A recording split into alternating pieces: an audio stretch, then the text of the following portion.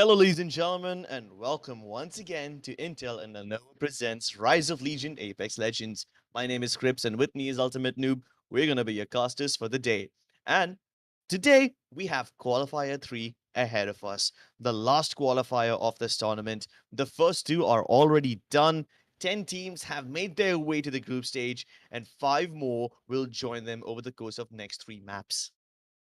Yep, and we have a lot to play for today with the last remaining five teams, last remaining 20 teams vying for five spots to move on to tomorrow's semifinals. We got quite a stacked lineup today.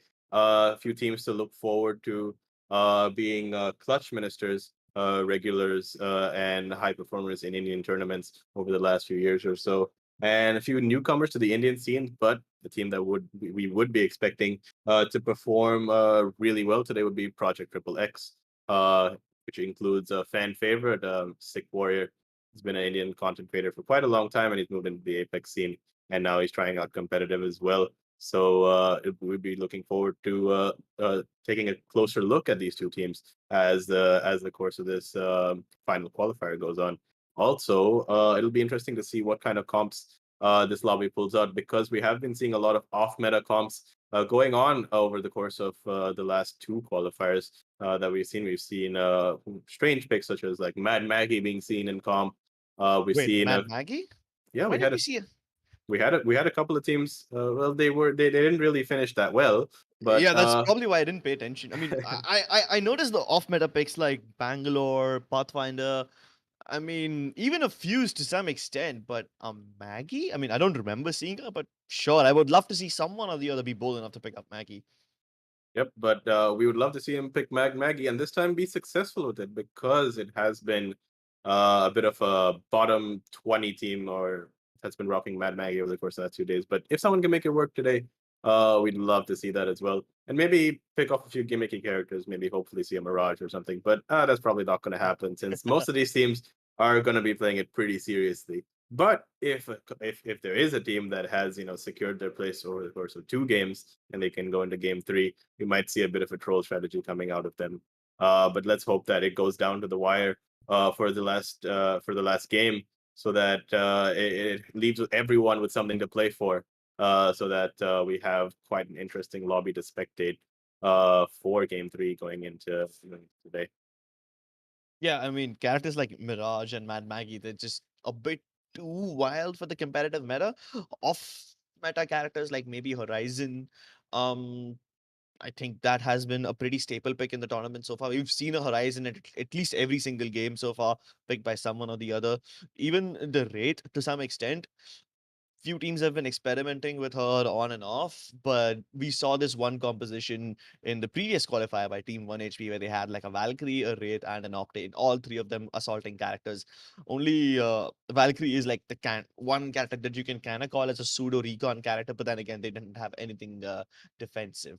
And Yep. then we are sometimes even seeing squads having two defensive characters, a Gibby Caustic, sometimes even a Watson Caustic.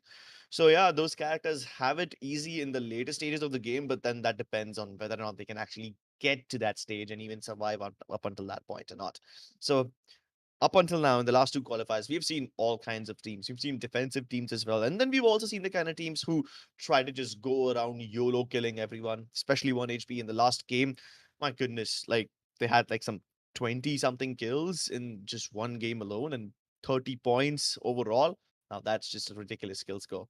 Yep, definitely a team to look out for from the South Asian side at least when we spectate the semifinals this week. But I think today we might see some more defensive comps going into the last qualifier here today.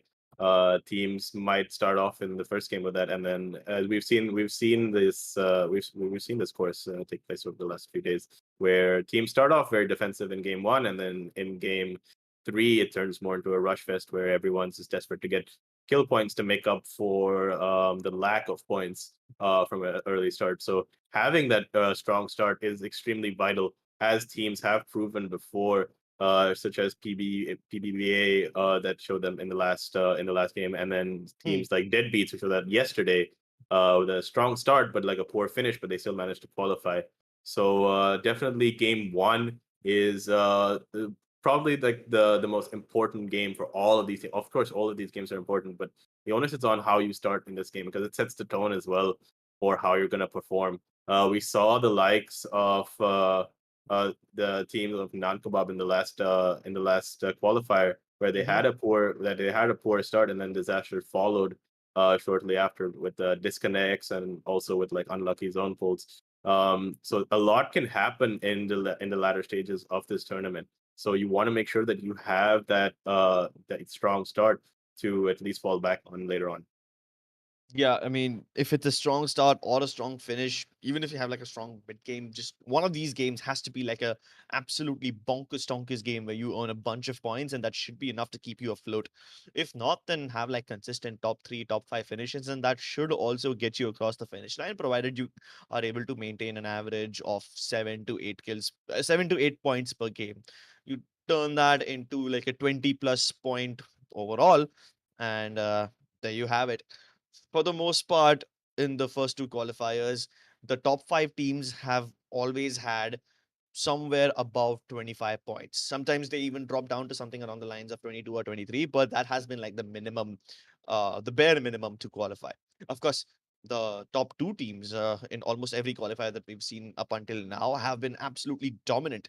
And the score disparity between those two teams and everyone else has been massive. I mean, just in the previous qualifier, we saw 1 HP rack up more than 60 points. Now, that is like absolutely insane, right? That's an average of 20 points per game, regardless. Right. So if you're having just consistency like that, either by placements or by kills, doesn't matter how, choose your poison. If you just manage to get that somehow, this qualifier should be in the bag for you. And then you can already start preparing for the matches tomorrow. Yep, consistency is going to be extremely key today. Consistency in everything in general, in keeping your fights clean, keeping your calls clean, your IGL's decision making. Everything's going to have to be extremely consistent today, and everyone's going to have to hold their temperament and also not get complacent as the tournament goes on. Because, as you said before, the average point requirement usually to get into the top five would be around 7 to 8 points per game, which would amass around like 21 to 25 points, which would be like the bare minimum needed to qualify for tomorrow, as we've seen like that we've seen this in both the qualifiers going forward. And there have been teams who have given us underdog stories to move into the semifinal tomorrow. We have teams like Hewan Gaming who came out guns blazing in the first two games. They ended up winning the second game, and they came second in the first game. I think they finished second Hmm. overall. A team that we were not expecting in general. And then we had a team by the name of Slice Gaming who were around 10th and 12th place going into the last game, but they had a big last game with around 15 points and finishing second place, which propelled them pretty well, and then it pushed them straight into the semifinal with like around 25 points tomorrow. It's definitely a matter of getting past that threshold, that minimum threshold of around 20 to 25 points. That will be vital to getting you into the semifinal. Yeah, and I'm glad that you brought all these names up from the previous qualifier because they all had such contrasting playstyles, right? I Right. mean, Slice, these guys were just playing super passively and they were relying on their placement points rather than the kills.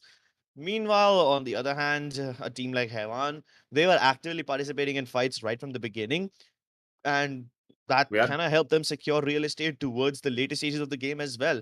So whether you play passively or aggressively, you're gonna end up in the same place if you're consistent enough, and if you get inside those top three positions, get those placements again and again and again.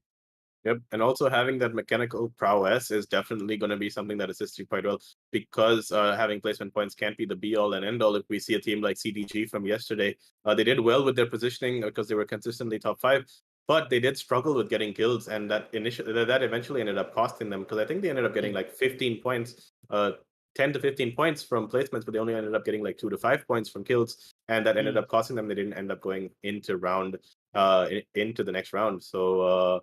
Definitely having a balance between both is going to be helpful to the teams today. Yeah, you're gonna have to maintain that balance because when there's 20 teams in the lobby, it becomes difficult to find a room for yourself inside that final circle. Speaking of 20 teams, while we have the time, let's just discuss the teams that we are going to be seeing in this particular qualifier. We start off with Clutch Ministers, a team that has been familiar in the Indian Apex Legends scene since quite some time. Not just Indian, South Asian Apex Legends scene since quite some time, to be honest. They show up in tournaments quite often, sometimes even win them. In fact, I do believe that last time the Rise of Legion Cup took place in India, they were the ones who took it home. So you got to watch out for those guys. Up next, we have Salty Nell. We also have another team called Die Rogue, Angry Gorilla, Alchemist Esports Blaze. Now, keep in mind that Alchemist Esports have already qualified via qualifier number 2. This is Alchemist Esports Blaze. I'm assuming their B team. They're also going to be trying to make their way in via qualifier 3. So imagine what's going to happen if both the Alchemist Esports lineups somehow make it to the next stage. That would be crazy. Yep, and it'll be interesting to see what kind of a playstyle this Alchemist B team is going to be bringing to qualifier number 3. Because as we saw in the last round, Alchemist's main roster was more of an aggressive team that didn't really do well with placements, but the amount of kills that they managed to amass over 3 games definitely ended up propelling them over the line. I think they had around like 15 to 20 kill points that pushed them over, with around like 5 to 10 placement points, which did enough to get them the bare minimum to get them to tomorrow's semifinal. And it would be a big thing for Alchemist Gaming to have both teams in the semifinal, which is more exposure for them as well. Yeah, definitely a lot more exposure for them for both the teams. Up next, we have Cryptix Esports. We have High Dynamic Range. Project Triple X, like you mentioned, is Sick Warriors team, a person who streams Apex regularly. In fact, I do believe that he's one of the only people who regularly streams Apex instead of other games. So he's been loyal to the game. And while he's participated in several streamer tournaments before, this might be one of the first proper tournaments that he takes part in. So he's also one of the players to look out for.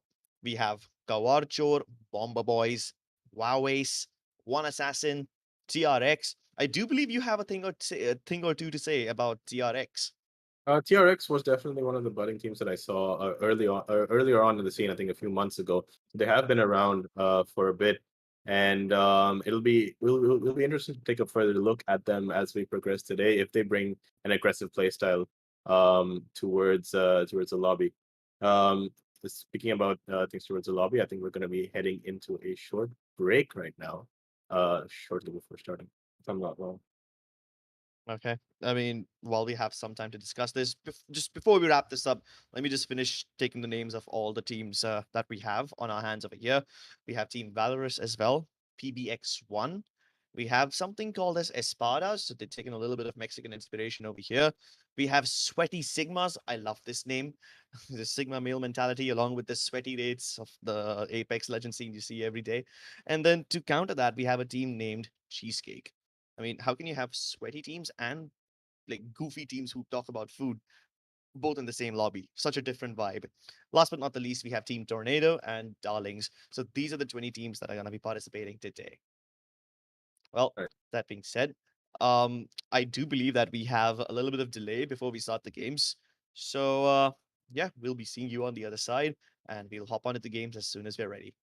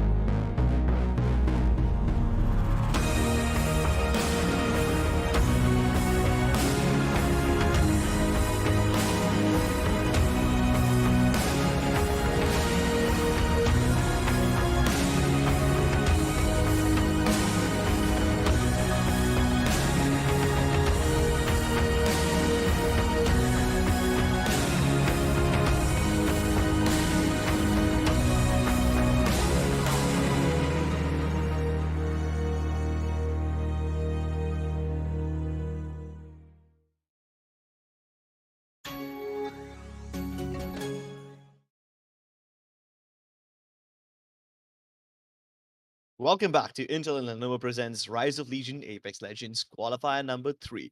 My name is Rips, with me is Ultimate Noob, and we apologize for the delay, but we are about to head into the games right about now. The players are ready, the issues have been sorted, and hopefully we should have an amazing game 1.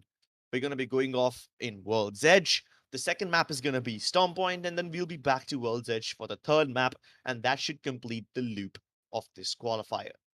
3 matches are all that stand between these teams and the group stages. Yep, we apologize for the break once again. I think some of the players had to go get a food delivery pickup, uh, probably, or take a You need bathroom break. nutrition. You need nutrition. If you're gonna sweat in the game, then you better be drinking water as well, staying hydrated. Definitely, gonna need that pizza to keep you going throughout 3 whole games. So yeah, but we will be hopping into the action very shortly with the game about to commence. Although, to be honest, I think it was technical issues because, well, it's Apex and you can't have an Apex tournament without Apex issues. That is a given.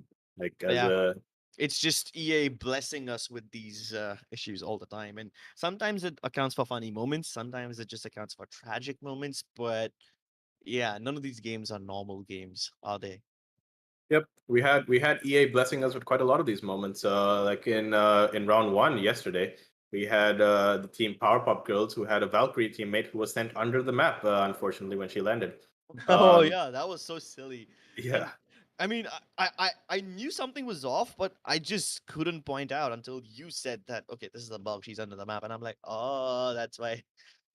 right. And then heading into game 3 of the last qualifier yesterday, I mean today, we had at least 4 to 5 teams having disconnect issues with the custom lobby. With at least 2 teams at least played solo, I think, and then there was a couple of teams who played a duo. So the ending of that was a bit lackluster. Yeah. But there's nothing you can really do about that because those are issues that come from the game. And since these issues have been prevalent, we haven't really seen that many custom lobbies or tournaments going on lately. Not just in Asia or APAC South and North, but across the board in Europe and NA as well. As we head into this game right now, spectating Cryptics Esports, going with a slightly off meta with Wraith with no Valkyrie here, with Bloodhound and Caustic, a bit of a throwback to last year with this comp. Let's see if it works out for them. Let's see if this blast from the past is enough to propel them into the top 5 as they also jump off. The dropship path was all the way from Overlook towards the center of Lava Fissure, and that should just put a nice diagonal line across the map, allowing almost every area in the north to be accessible. But if you want to go somewhere towards the south, like let's say long side of the dome, you're gonna have to travel a little extra distance. I'm surprised that Epicenter, Overlook, Lava Siphon, all these areas are uncontested, unclaimed. But then there's like 3 teams in and around Countdown and Lava Fissure region, 2 more in Skyhook. This whole area, the entire northwestern part of the map, is about to erupt. Yep. And when you speak about the northwestern, I think the southwestern part of the map is about to explode as well. We have 4 teams moving in on Thermal Station right now as we speak. We have Team Die here, who is moving in without landing on a POI. They've just landed in the middle of nowhere, and they just moved into another team that's on Thermal Station. So we're going to see a lot of early game action here on the western side of this map in general, on the north and the south side. Cryptics Esports How here. how viable do you think it is to land in one of those no-named compounds? It's not viable at all. You're Alright. def Yeah, so if you don't have a spot to land on, you better contest someone and back yourself to win that contest. Because you'd be putting yourself at a pretty big disadvantage if you just move into the game with little to no resources, especially towards the end game. That will punish you quite a bit. So having to fight for that POI is definitely going to be important. But we do have POIs on the map that are empty. That's why game Exactly. 1 is usually a bit of a strange game because you have teams who do not know where each other's landing. So there's a lot of landing spots that do clash. Like for example, launch site was actually not even contested by anyone. One of a very good POI actually to land Yeah. on. But we have thermal here with 4 contests on it. So hopefully, if some of these teams do a VOD review, they might figure it out that they have a few spots that they can land on for a less hectic start to the game. Yeah, but imagine that after the first game, some of these teams go ahead and look at this demo and they figure out which are the empty spots, only to be contested in that empty spot later on. But for now, we'll worry about the drop fights later on. Salty Nell is in a little bit of trouble, and while they have sustained a little bit of damage, the real knock will come through now as Zishu will get down on the ground. Even ordinary boss is on his knees. There's no way he's getting back up on his feet. And just like that, Kawarchor finish this fight without sustaining even a single bullet worth of damage. They've kicked off the party here with the first elimination, and they want some more. It looks like they've spotted some more players, and they're going in with Octane and Bangalore. A bit of an off-meta pick right here. But let's see how it works out for them as they push on this team who's trying to hold up in this building right now as they push forward. Oh, Termite shocked. Gonna lock them out of this particular door, but their opponents are somewhat split up. They can find a way to isolate and exterminate them. It could work in their favor, but their opponents have absolutely no intention of fighting as they continue to climb up on this jump tower. Will they get blocked off midair? Could very well be a death sentence as they drop down on the ground. Yes, it indeed is a death sentence, my friend. And not just that, even Clutch Ministers are kicking things off towards the edge of staging. Yep, speaking of that sentence, Scorpion there just sent Itachi straight to the grave, and gonna have that POI, or the staging POI all to himself now to loot up and to take advantage of. There will be teams moving in from that choke ahead of him, so he's gonna have to watch out for that because there were quite a few teams that landed on the thermal side of the map here. Yeah, and I'm assuming that Clutch Ministers are aware about the fact that Thermal Station is going to be quite populated. They must have taken note of it while they were landing, so they must be wary of some of the other teams coming through either that train station, that railroad track, or maybe the one of the two chokes that are present between Thermal Station and Harvester. So they could be wary of that region. But now that they're in Harvester, a position where they aren't in all that much danger, they should get a little time to, you know, breathe and reset themselves. Maybe farm up some batteries, craft something out of the replicator. Yep. Just be prepared for the late game in general. Speaking of unfortunate starts, we have Team Die Rogue here who started with a duo to game one. Really unfortunate for them as the team moves in on them, and he picks up the kill to start off with. Not able to clutch this up. Oh, and if they can just finish off that kill, that would be amazing. Ace Rose has been thirsted as well. It's down to a 2v2 now. Maybe even 2v1. I did not see any other teammate available for Team Ace. Yep, and it looks like his teammate has Valkyried out, so that definitely was another duo that Team Die Rogue had picked up on. So that's 1 point on the board for them, and as a duo, not bad. Yeah. Team Alchemist Esports B team, they suffer an early loss, and it's only fair that a 2v2 fight occurs in a region like this, right? I mean, if it was a 3 versus 2, then Die Rogue probably would have been eliminated. But they find an opponent with just as many members as them. They find a person who can match up to them in terms of numbers. And I'm seeing that these guys are already crafting 301s. It's been a while since I've seen anyone craft a 301 out of the replicator. Definitely, because Flush Ministers have a lot of time on their hands. They've opted to go for more of an edge playstyle right now, so they're gonna focus on getting their resources up, so they're all set for fights to come up, because they will be fighting their way through to the zone, because they'll be moving it. They won't be occupying an early spot here, so Flush Ministers are definitely a team to look out for as the game progresses, because they will be getting to a lot of engagements. As we move on here to Team Darlings, spotted a team coming out of the tunnel outside No Name here. We can scan this area. Well, this is also one of those slow starts for Team Darlings. They go towards Overlooked, which was initially uncontested, but it seems like they found a place where they have absolutely nothing to worry about. But Angry Gorilla is in the vicinity, and that Spitfire is gonna punch a couple of holes in your gut. Let's see if this Angry Gorilla can channel their inner orangutan and ape their enemies right off the start. The airstrike. Triple wipe though, so you have to keep that in mind so that they don't get a bit over aggressive here, because they are at a bit of a shield disadvantage here because of probably the kind of start they had to the game. But it looks like the team that they did contest high dynamic ran, they've decided to just leave the spot and not take the fight, while instead opting to gatekeep them. Pretty smart move on their behalf, but executed slightly slowly for their liking, but nevertheless they are still ready for the push now. That they have a major shield advantage over this team. But the Team Angry Gorilla opting to focus on their rotate instead of taking this fight with Team High Dynamic run. Surprisingly, I didn't mention any of these teams before the qualifier started, so yeah, we're having a little bit of a naming issue over here. But Angry Gorilla, can they actually chase down High Dynamic? I don't think so. I think they've just Falculted out, so Yeah, just get out. not the boost. And they've landed onto another team here, so not the best start here for Team Angry Gorilla, losing their Gibraltar just off round. Oh, and the amount of missile swarms just kind of keeping these guys in this pipeline, trapped and surrounded from both the sides. Oh, it's a meat grinder. Did not step Darling into the here. pipes. Quite literally shooting fish in a barrel. Exactly right. It's like shooting fish in a barrel. And that's why they say don't go into tight, cramped up spaces, kids. Not because it triggers claustrophobia, but because of reasons like these. Exactly, and as we move on to Clutch Ministers opting for a rotate right now, or by the looks of it, they're chasing down the Bangalore team here around the bridge of Lava Siphon. Oh, let's just hope they don't get plucked off midair.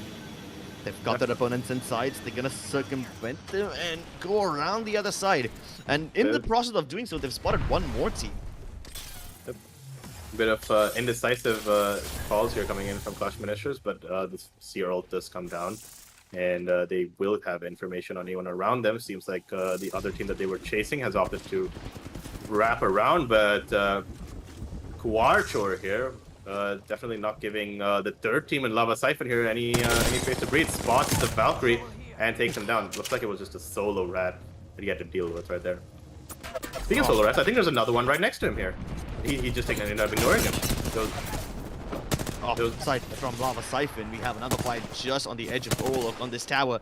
No high ground available, but High Dynamic. They want to chase these solo survivors at high speeds, and they're going in full speed ahead. They're going into a wild goose chase, and for now, the Bloodhound scanning their enemies is just gonna make sure that any juking attempts are going to waste. Nowhere to run, nowhere to hide for this Gibby right here. Rishi is just gonna have a quick cleanup here, unless there's... Nope, straightforward, clean, moving FPS out of the lobby. Well, High Dynamic certainly having a good start. They started off by dropping towards the northern part of the map, moved towards Overlook because it was empty, and guess what? They ended up finding someone else over there that they can feed on. Qualifier though, they also have been chasing around quite a lot, right? We saw them just a couple of seconds ago trying to avoid a fight against Clutch Ministers, ended up killing one random solo who was just trying to run away and save his life. And then from Lava Siphon, they're going all the way around the southern side. Well, they're going to be planning their rotation now because they would not want to be spending the majority of this game on this low ground spot. Would want to ideally have a higher ground spot because a lot of spots over there are open around Lava Siphon. But by the looks of it, it looks like they're looking for a player coming out of Thermal Tunnel. But from the POV of TRX, I think it's not really going to happen. They're going to opt to stay on this side of the map instead. Yeah, there's no way they go ahead and rejoin the members of Qualifier. They're towards the Lava City side of things. It's much better off for them to go over towards Rampart ship and then into the circle rather than go tank the zone damage, maybe steal a couple of things from the vault and then go around the other side. That will just be a bit too lengthy. But they see an enemy in front of them already. Let's see what the next move is. Yep, and they do have information on the next zone, and they do have that beacon right next to them to get that scan off, so they can meticulously plan their next move. There's the team of TRX, but we have Spadas here spotting a player right below them, who's right between them and TRX. So it's a race for who's gonna get this down here because he is pretty low. Yeah, TRX end up stealing this frag, and Espadas obviously will be pretty salty about this one, but there's nothing that they can do about it. The best that they can do is hope that they're able to retain their position without sustaining too many losses. If the kills come towards them, it's great. If they don't, well then, they're lost. But it's not the end of the world for them. Yep, and TRX here, another team that's decided to go off meta and pick more of a pub comp, as you might call it. The Octane and Wraith along with the Bloodhound here. because it's not something you're going to see on a competitive level quite often.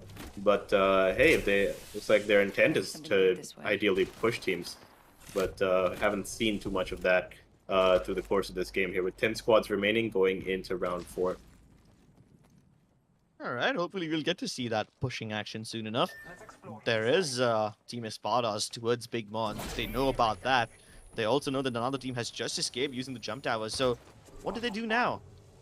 They haven't... Have they spotted Team Espartas, or are they just deliberately ignoring them and running towards the other side?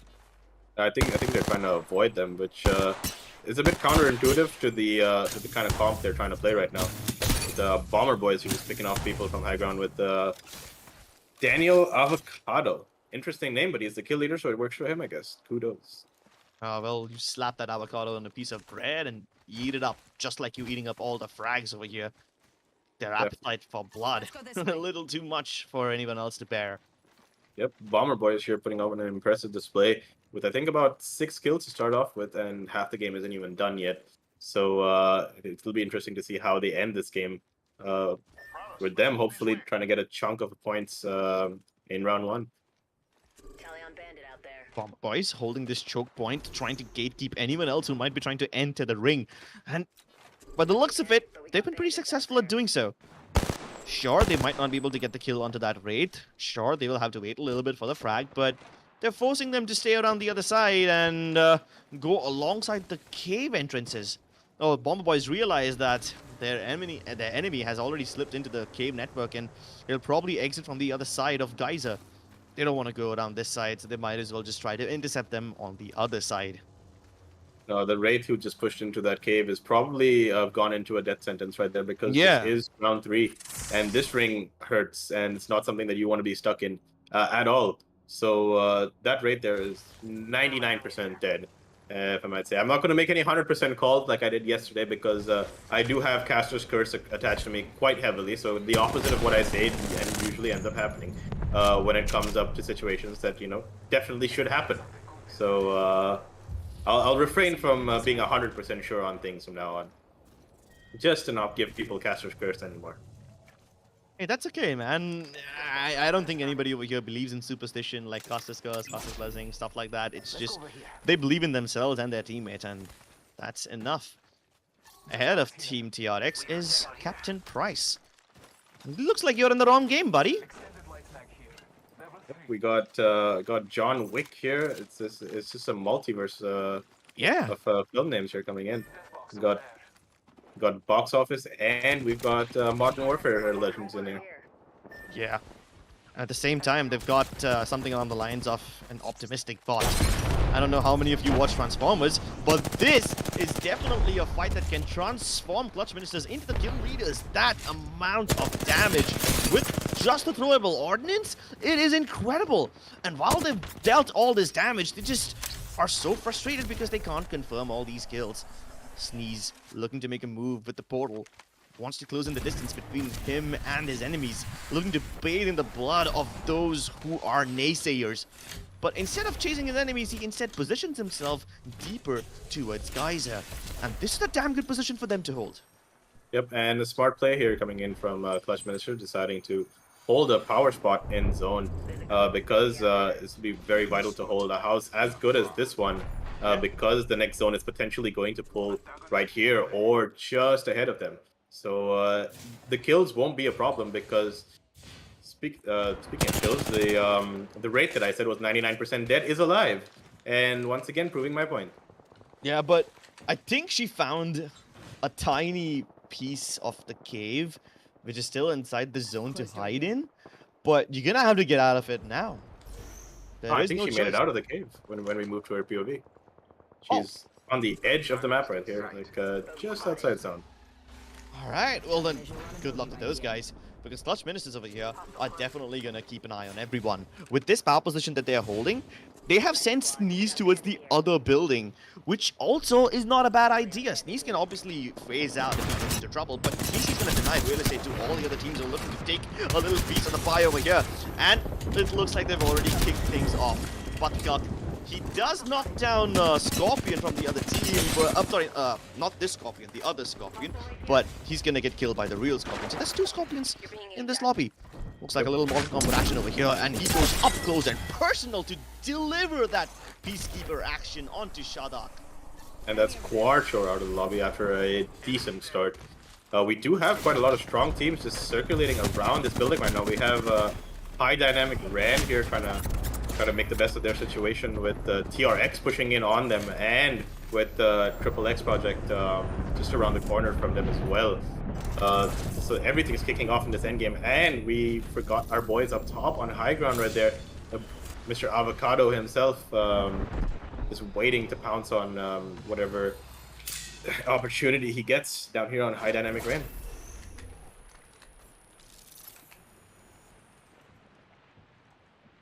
It's the calm before the storm right now. Just everyone waiting for the next ring to push in. Just 6 teams left. We do have a rat in the lobby right now, which looks like the Wraith that I did condemn to death about 5,000 times already. Oh my goodness. She's just defying all your expectations now, isn't she? Maybe it's time to consider calling it a caster's blessing indeed. Quite definitely. I think I'll go against decisions for players, and then that might work out for them. They might like me a bit more then. Oh, okay. Well, let's see what their opinion is about you, but right now the only thing I'm concerned about is Esparta's. They're trying to contest a similar building which Clutch Ministers are holding. And they can see each other through these doors, through the tainted glass windows. Of course, these glasses are not rose tainted. Of course, they would want to wear something like that, but they're just keeping Esparta's behind that door and not letting them exit. They need to exit soon enough. And it's not just Clutch Ministers who are causing trouble for them, it's also Bomber Boys, who, sure, can afford to move in closer and hide underneath the building, but is that going to be a power position, or is that going to be a death trap? Keep in mind that Project position. Yeah, but towards the right of this thing, even Project XXX lies on top of the cliff. But the portal placement here from Icky Blue is quite perfect for his team, provides them cover from almost everyone here. And now they have time to take space, and they spot the rat at last, and he's dead. Die Agent there is indeed dead. So takes us down to the last 3 teams. Zaid here going down at the hands of Clutch Minister, and that's Project XXX just being wiped off in 4th place. Now it comes down to them, Bomber Boys, and I believe High Dynamic Rand to finish this game off in a 3-man ending. Yep, High Dynamic versus Bomber Boys versus Clutch Ministers. Now Bomber Boys are on the outskirts. The positions of all the teams are known to each other. They are all aware about each other's placements. But what do they do with this information? Is it even actionable? Or will they just hold their ground hoping that someone on the other makes a mistake and then they pounce on it? Well, right now it's all about who makes the first move, because I think all 3 of them are playing a game of chicken right now. Yeah. Just waiting for who's going to move first. And I think the first team that's going to have to move for sure is going to be High Dynamic Rand, because of the house that they're in that has minimal spacing. Gibby Bubble comes down from them, and they are going to be moving in. The Ash TP does come in, giving them high ground over Clutch Minister. Clutch Minister having to retreat to low ground right now, while Bomber Boys can just spectate all of the action here and just wait to take advantage of whatever happens. So these 2 teams are on top of each other. Obviously, they can't get angles on each other unless Scorpion goes for some plays like these, and they're actually peeking out from the bottom of the edges. Oh, it's actually working. The missile storm on top. It ends up sending some of these towards the bottom of the doorway, but Bomber Boys are going to be more than happy about this one. They're not getting focused. Flexi climbs up on top, and the vault is amazing! He sprays down all 4 of them, and here comes the 3rd party. But are they in time? I don't think so. The other one up close, still going for all the carnage possible, and they're getting sprayed down! Clutch Ministers with overwhelming firepower decimate the lobby. Extremely well played there from Clutch Ministers. They did really well to get that first pick. I think it was Sneeze with the PK over there. Oh no, not Sneeze, sorry, Scorpion there with the PK. As he went in to get that first pick, and that missile swarm was also perfectly placed. And that fight was just as clean as they could have ever wanted it to be, giving them enough time. They didn't even need to reset because of how clean that fight was. Not having to pull off a shield swap at the bare minimum, and Bomber Boys should have done much better with that 3rd party as well, coming in a bit too late towards the end. Yeah, they came in a bit too late, and I mean, I can't even blame them for being late, right? Technically, they were on time because they didn't let the enemy team reset. That Right. being said, they never needed to reset. Cloth Ministers were just that good. And the only thing that can justify a win like that is raw sheer firepower. On paper, Bomber Boys should have got the win. If they had a couple of nades or maybe some ordnance, they could have chucked it into the room and maybe dealt some preemptive damage. But no, they chose to all go in via that one narrow doorway where Sneeze, Scorpion, and Flexi were just able to beam them down. The Volts, the Peacekeeper, all of them dealing so much damage up close and personal. It's almost like you're walking into a meat grinder and you do not want to be on the wrong side of it. Yep, definitely. Because Bomber Boys had every opportunity there to take advantage of that situation because they were stuck in Clutch Ministers were stuck in that building with Bomber Boys having all the space to play for around them with a lot of cover. But just unfortunately for them, did not manage to take advantage of that situation. We start off here with the Carnage that started off from Kuarchor at the start of the game, and then we moved on to Clutch Ministers picking up kills here. Dai actually ended up surviving towards endgame, even though they started off as a duo. So they played that really well on their end. But Angry Gorilla here with a rather unfortunate start here. Not the greatest of decisions to go down that barrel. But yeah, Quarchor had a disappointing end game because they started extremely strong here, hunting down almost everyone that they could see, uh, but a split decision making towards the end ended up costing them that fight. High Dynamic Ran here will be one of our teams to look out for over the course of the next few games, along with Bomber Boys, who both of them did impress going into the ending of game one and just throughout in general. They were just consistently doing well in their gunfights here. And but most of all, it's just Clutch Ministers because of how coordinated they have been throughout the course of this game one here, showing that they have more experience than the majority of the lobby in playing in these tournaments, which is true. There we see Project Triple X going out there, I think, in their first tournament, playing it together on a pro level. We Then, see that. I mean, I've seen Sick Warrior and Zayd play together several times, obviously in different caliber of tournaments. But then again, the top teams that they face, regardless of whether it's a Rise of Legion tournament or any other streamer tournament, the teams that they face and the players that they face are still going to be the same. There's only a handful of Apex Legends players in India who are consistently spotted in the top echelons of competitive scenario over here. So surely these players, Clutch Ministers, they haven't been, they're not facing them for the first time. Right, definitely.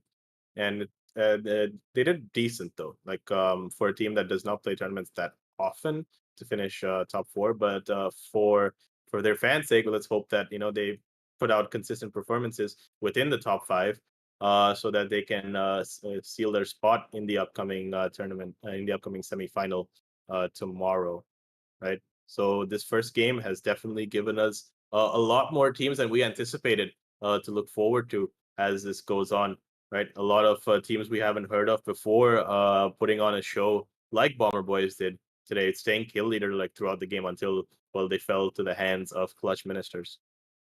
Yeah, well, they fell into the hands of Clutch Ministers indeed. Bomber Boys, they had an opportunity, they missed it. Rather, should I say, they bombed it.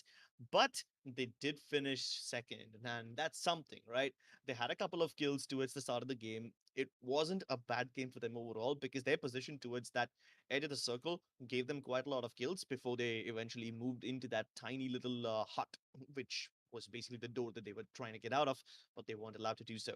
So 9 points by placements, a couple of other more points, an average of 10 points per game. If they continue something like this, they should be fine. Even even Project Triple X for that matter, they got into the top five. Sure, they didn't have a lot of kills, but maybe this placement point will help them out. It's not the best game for them, but it certainly could have been worse. So crisis averted, I guess. Yep. Maybe now that they have an idea of how the lobby is playing, they can go a bit more aggressive in the next Stormpoint game that's coming up in a few minutes, and probably try to rework their playstyle a bit to pick up those vital kill points. Because as we saw, usually planning just for placement points can usually come back to bite you because of the unpredictability of what happens. So they're definitely gonna have to believe in themselves a bit more and also just try to go for more aggressive fights here because we didn't see a lot from them coming into this game. Yeah, we did not indeed. But then again, their positioning was kind of good. I mean, in a way, they came up from Lava Siphon. They were still holding the high ground above that massive ramp that leads to the circular building in which Clutch Ministers were hiding inside. And they tried to hold on to that high ground advantage for as long as possible, which kept them away from danger for a decent chunk of time. Of course, I mean, in the end, they couldn't avoid it because the circle was just too small and they had to camp underneath one of those buildings. But yeah, that being said, Clutch Ministers, they were just excellent at finding out every single rat in the lobby, finding out everywhere where someone could be hiding, whether it's by their sheer sound sense or because of the seer who's just using his passive and his cues to destroy everybody's healing processes. That was instrumental.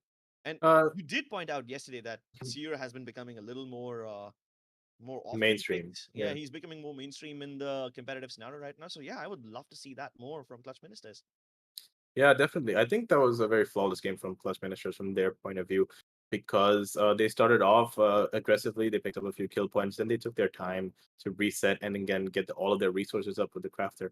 And then they decided to move on to Siphon. And then they, instead of overextending into just being focused and tunnel visioned on kill points, like we saw 1 HP was in the opening rounds of the last qualifier, they decided, okay, we can stop now and now we can focus on our winning position instead of just chasing kills all around the lobby. Yeah, but I mean, they weren't chasing kills, but they did move around quite a lot, right? Right. From thermal to tree to harvester to lava siphon and then to geyser. I mean, they've been all over the southern part of the map. So they were on their feet. And the best part is they didn't let anyone else stand on their feet. So that was Clutch Ministers for you guys, winning game number 1. We're going to be going live with game number 2 shortly. But before that, we're going to take a small break. See you on the other side.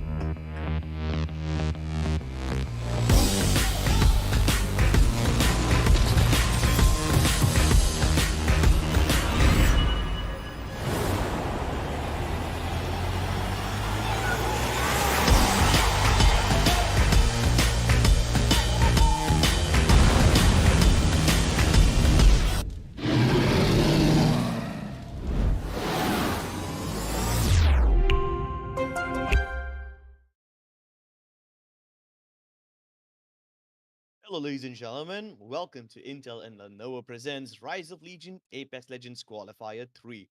The first game is done. Clutch Ministers absolutely destroyed everybody.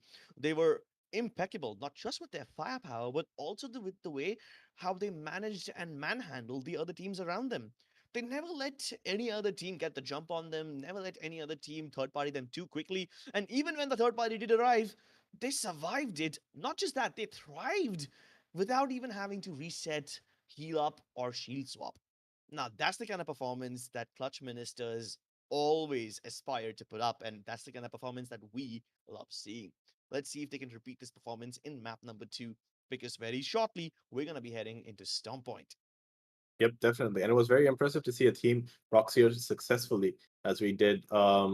We saw one team Rocket yesterday, at least successfully, which was somewhat successfully, which was like Power Pop Girls, I believe, that was using a seer comp in a more defensive manner, which ended up working out for them. But it seems like the team of Clutch Ministers has got this seer comp locked down, and it'll be interesting to see them use it as well. Say if and when they do get into the semifinal, because they have had a very strong game, which would be enough to propel them in. Because I believe that they finished that game with almost over 20 points, as we will see soon, if and when we do see the scoreboard for game one here. Yeah, the scoreboard for game one should be up on your screens soon enough. But even when you don't see the numbers, it's fine because the number of points that these teams get by the end of match 3 is something that's going to matter the most. So far, there were Clutch Ministers and even Bomber Boys, and I believe it was Team Project Triple X who did really well in this particular game. Let's see if they can maintain that performance in game number 2. We're going to be jumping into Storm Point shortly. And just before we jump in, any sort of predictions or any sort of expectations for this game, Ultimate? Well, I think we're gonna see the lobby slow down a little bit because it is Storm Point. The map Mm-hmm. is much bigger, but once again, we are gonna see a lot of off-drop contests because it is the first Storm Point game of the qualifier of the third qualifier. So what happens for the pattern that we've seen followed for almost every first game for a map is that teams don't know where each other lands. So we do see a lot of contests to start off with because teams want to assert their dominance over that position so that other teams do know that that's where you land and that's not where you want to contest. Yeah, you Um, just so, sorry, so we you just want to like plant that flag as firmly into the ground as you can, right? With your definitely. POIs. And if these teams have done their research in the last 5 minutes by watching the WOD of that particular map, they would have realized that there's so many POIs who currently lie unclaimed. So maybe we'll get to see a thing or two being switched up in map number 3. But before we head into that, let's just focus on Storm Point. It's very pretty to look at, but it's a nightmare to play. Definitely, especially when it comes to the water spots on the zone, like fish farms. It's not exactly the most fun spot to play an endgame in because of the lack of cover Definitely and not. the very weird cover spots that us fish farms does bring to you. And then you have spots like Seacant Caves or Thunderwatch here that does house quite a lot of teams, or like we said before, like the northwestern side of the map, the western side in general of Stormpoint, which makes for very interesting game, especially when it goes to either Mills, Seek and Caves, Down Beast, or Nordpad. Yeah. And surprisingly, Thunderwatch was one of the places where a lot of teams were either using as their staging place or using it as a little camping spot, staging space to go towards the next part of the Let's map. make a varsity But play for the deck. let's see if we'll get to see the same Thunderwatch action once again. It's not Nobody a panic, place which but we sees a got lot of bandits action out there. usually in your pubs and your ranked games, but this is different. And as we head over to Storm Point, let's see if we will get to see some early game action once again. Yep. We're We seeing a have bit of an incomplete lobby here. The team Die Agent, I think, is duo once again, and we do have a solo to start the lobby with, I think by the name of, well, I don't think we've seen him yet, but there is a solo within the lobby. So unfortunate start for a few teams. Yeah, I mean, I'm only seeing 18 teams on the map right now when there's supposed to be 20. So some of these teams might have missed out on a game or two, and that's going to definitely impact them. You know what else is going to impact your standings? The amount of hot drops over here. Take a look at Checkpoint. There's 2 teams in that location. One of the teams is in the regular Checkpoint areas, whereas Instinct, Ace, and the other boys have landed on the area down below. They're looting one of those cluster of compounds that lie to the south of checkpoint, and hopefully they can zipline their way up and pick up a fight. Meanwhile, you have Sick Warriors team towards down to Beast. Two teams inside of the mill. That could be another location where we get to see an early game fight. Same goes with C0 Cave and Barometer. It's definitely going to kick off quite a bit in Seacan Caves right now, if we can try to head over there, because there are two teams that have let's try to share that drop for now. Barometer here, housing Ace and another team. As we move on in, as we move to spectate Assassin here. Team that we didn't see much in the first game here. They might be hoping for a better performance coming into game 2 right here. Rocking Bangalore, Fuse, and Ash. Not exactly the most common comp of 3 Legends to see, but we have been seeing a lot of Bangalores ever since yesterday in every single lobby. It seems to be a little bit of a team going on as we head on over here to Quar Chor, who are being contested on Barometer here. Spots an enemy crafting right below him. A bit of a hard push for the team below Quar Chor, since they do have maximum height advantage. This is one of my favorite spots to land in Barometer. I'm not sure what the official call out for this is, but my teammates call this place the Citadel. Now, it could be accurate with the shape of the building, but there's plenty of places around Barometer to get in and around. Of course, sneaky backstabs are also possible, but instead of backstabbing, Quarchor are just backing out. Yep, I think because they've already picked up that ring scan, they've opted to rotate out and just hold a better position going into the late game for them, because I don't think they want to waste too much time on a team that they feel like is going to be a stalemate for quite a long time. But they might run into another team here, but they have an opportunity to craft if this spot is empty, which, like we saw Clutch Ministers do in the last game, does come in handy quite a bit, especially when you're low on resources, like Quarchor is right now, with 2 whites on the team. I'm sure they'll find shields somewhere or the other. There's plenty of places around. Might be If something not, good this way. Shipfall is completely unoccupied. So is Antenna. With those 2 massive POIs being available to them, they're bound to find something or the other nice. If nothing else, just open enough boxes, collect enough replicator material, and you can upgrade your shields via the replicator. Although that does take a lot of time, and it's really annoying to do so. It's better than nothing. Speaking of better than nothing, here comes High Dynamic once again, looking to kick things off in high gear as they pick up a fight towards the northern side of the map. And this is the one place which lies stuck in between the Thunderwatch area and Lightning Rod. Lexi here is Well, slightly unhealthy, but yeah, I mean, these guys also just looking to leave the northbound area and try to move up towards the choke that connects this region to checkpoint. But will Clutch Ministers back off? It's not their general tendency to do so. I think this is a good fight for Clutch Ministers to take, because it is a bit isolated, and this is, by the looks of it, if Checkpoint doesn't third party this was a decent fight for them to take. But they don't want to stretch this out way too long. Yeah, But definitely not. if they can get that chunk of early damage in, I think they have a good opportunity to push up on this team. Just waiting for a knock or something like that. But then again, you can't keep waiting for something like that forever, right? I mean, the longer you wait around here, the higher chances of you getting third-partied. High Dynamic, they have absolutely no way, no rhyme or reason to continue committing to this fight, but they are still going for it. Now taking the top of this hill. They go down this massive slope, they'll reach wall, but there's already more than one team waiting for them. Yep, and the team they are chasing right now is one of our top performers from the last game, which is Bomber Boys. So High Dynamic Rand, is gonna have to be a bit cautious here with the way they decide to pursue this fight, because we do know that Bomber Boys do have the mechanical skill on them to turn the tide in their favor, while High Dynamic Rand are chasing them down here. As we move on to Project Triple X here, Zaid has spotted one of the duos in the lobby, which was Agent Die, I think, one of the rats that survived in the last game towards the end, but I think Project Triple X is not going to give them any space to breathe as we move on in here. Sick Warrior here, rocking Loba, one of the few Lobas in today's lobby here. Interesting pick for them going into endgame. And they easily clean that up here. Starting off with 2 kill points, which is a good start for them. Now all they would want to focus on is, focus on not dying to the third party, because the team that Clutch Ministers was originally contesting has decided to move on into Project X's territory right now.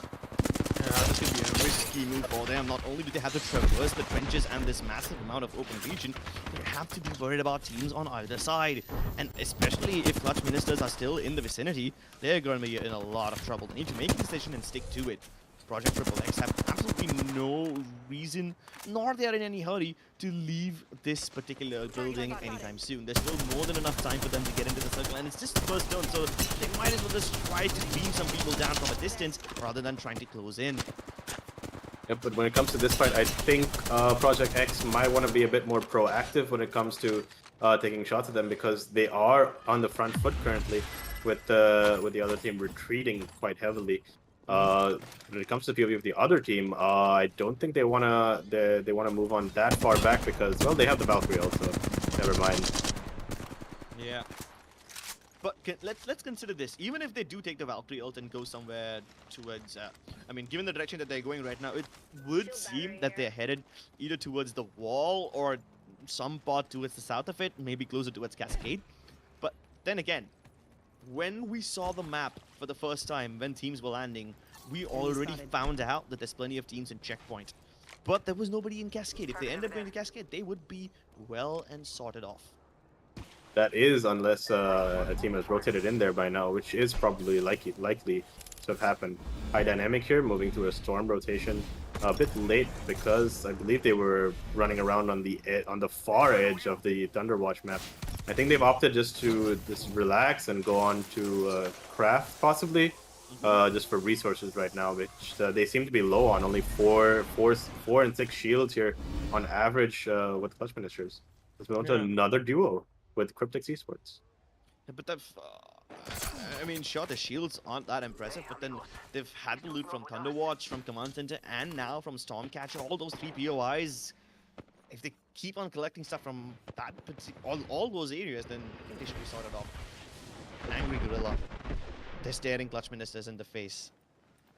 And while they continue staring at each other through these windows, I'm not sure if they want to get out of this glass containment and go out into the open. It could be a treacherous little piece of land that they have to cross if they want to close the distance between them and their opponents.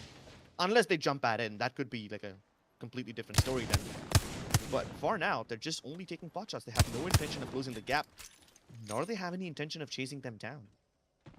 Yep, and it's not very common to see Octane being used in a competitive aspect ever since he got nerfed with the jump pad all those seasons ago. So he hasn't really been competitively viable for a while. He's been overtaken. He's been rendered redundant lately.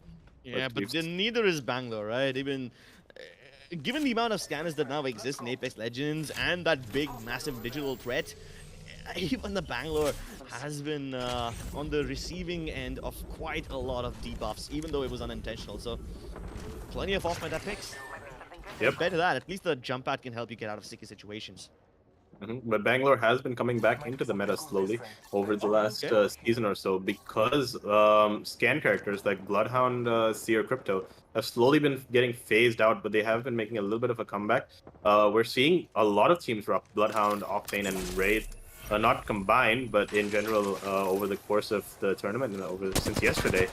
But now we see TRX trying to make a move here. AWP gets instantly obliterated, but they get the trade-off. Bringing it down to a 2v2 here. TRX John Wick trying to get a pick here, decides to take a bat, while TRX Sky runs in. Not managed to get a pick, although they did reset. John Wick trying to make the most of it. Takes out Captain Price right there. The third party comes in. Yeah, the third party comes in the form of Alchemist Esports. They're trying to make the best of the situation, but for now, most of TRX have already left the region. Or rather, should I say, whatever is left of TRX have left the region. The Valkyrie escaping, everyone else gonna be thirsted. And it seems like Alchemist Esports, after what seemed like a lackluster first game, they finally find themselves in a good spot. And at the right time to go in for the third party. A few kill points on the board now. All they have to do is find this knock, which I don't think he's spotted him yet, but he'll just eventually bleed out, giving them the kill. But they have to think about moving on now. Does Alchemist Esports, because the zone is coming in about 2 seconds, so they have to be thinking about their next move. Light ammo here. Yeah.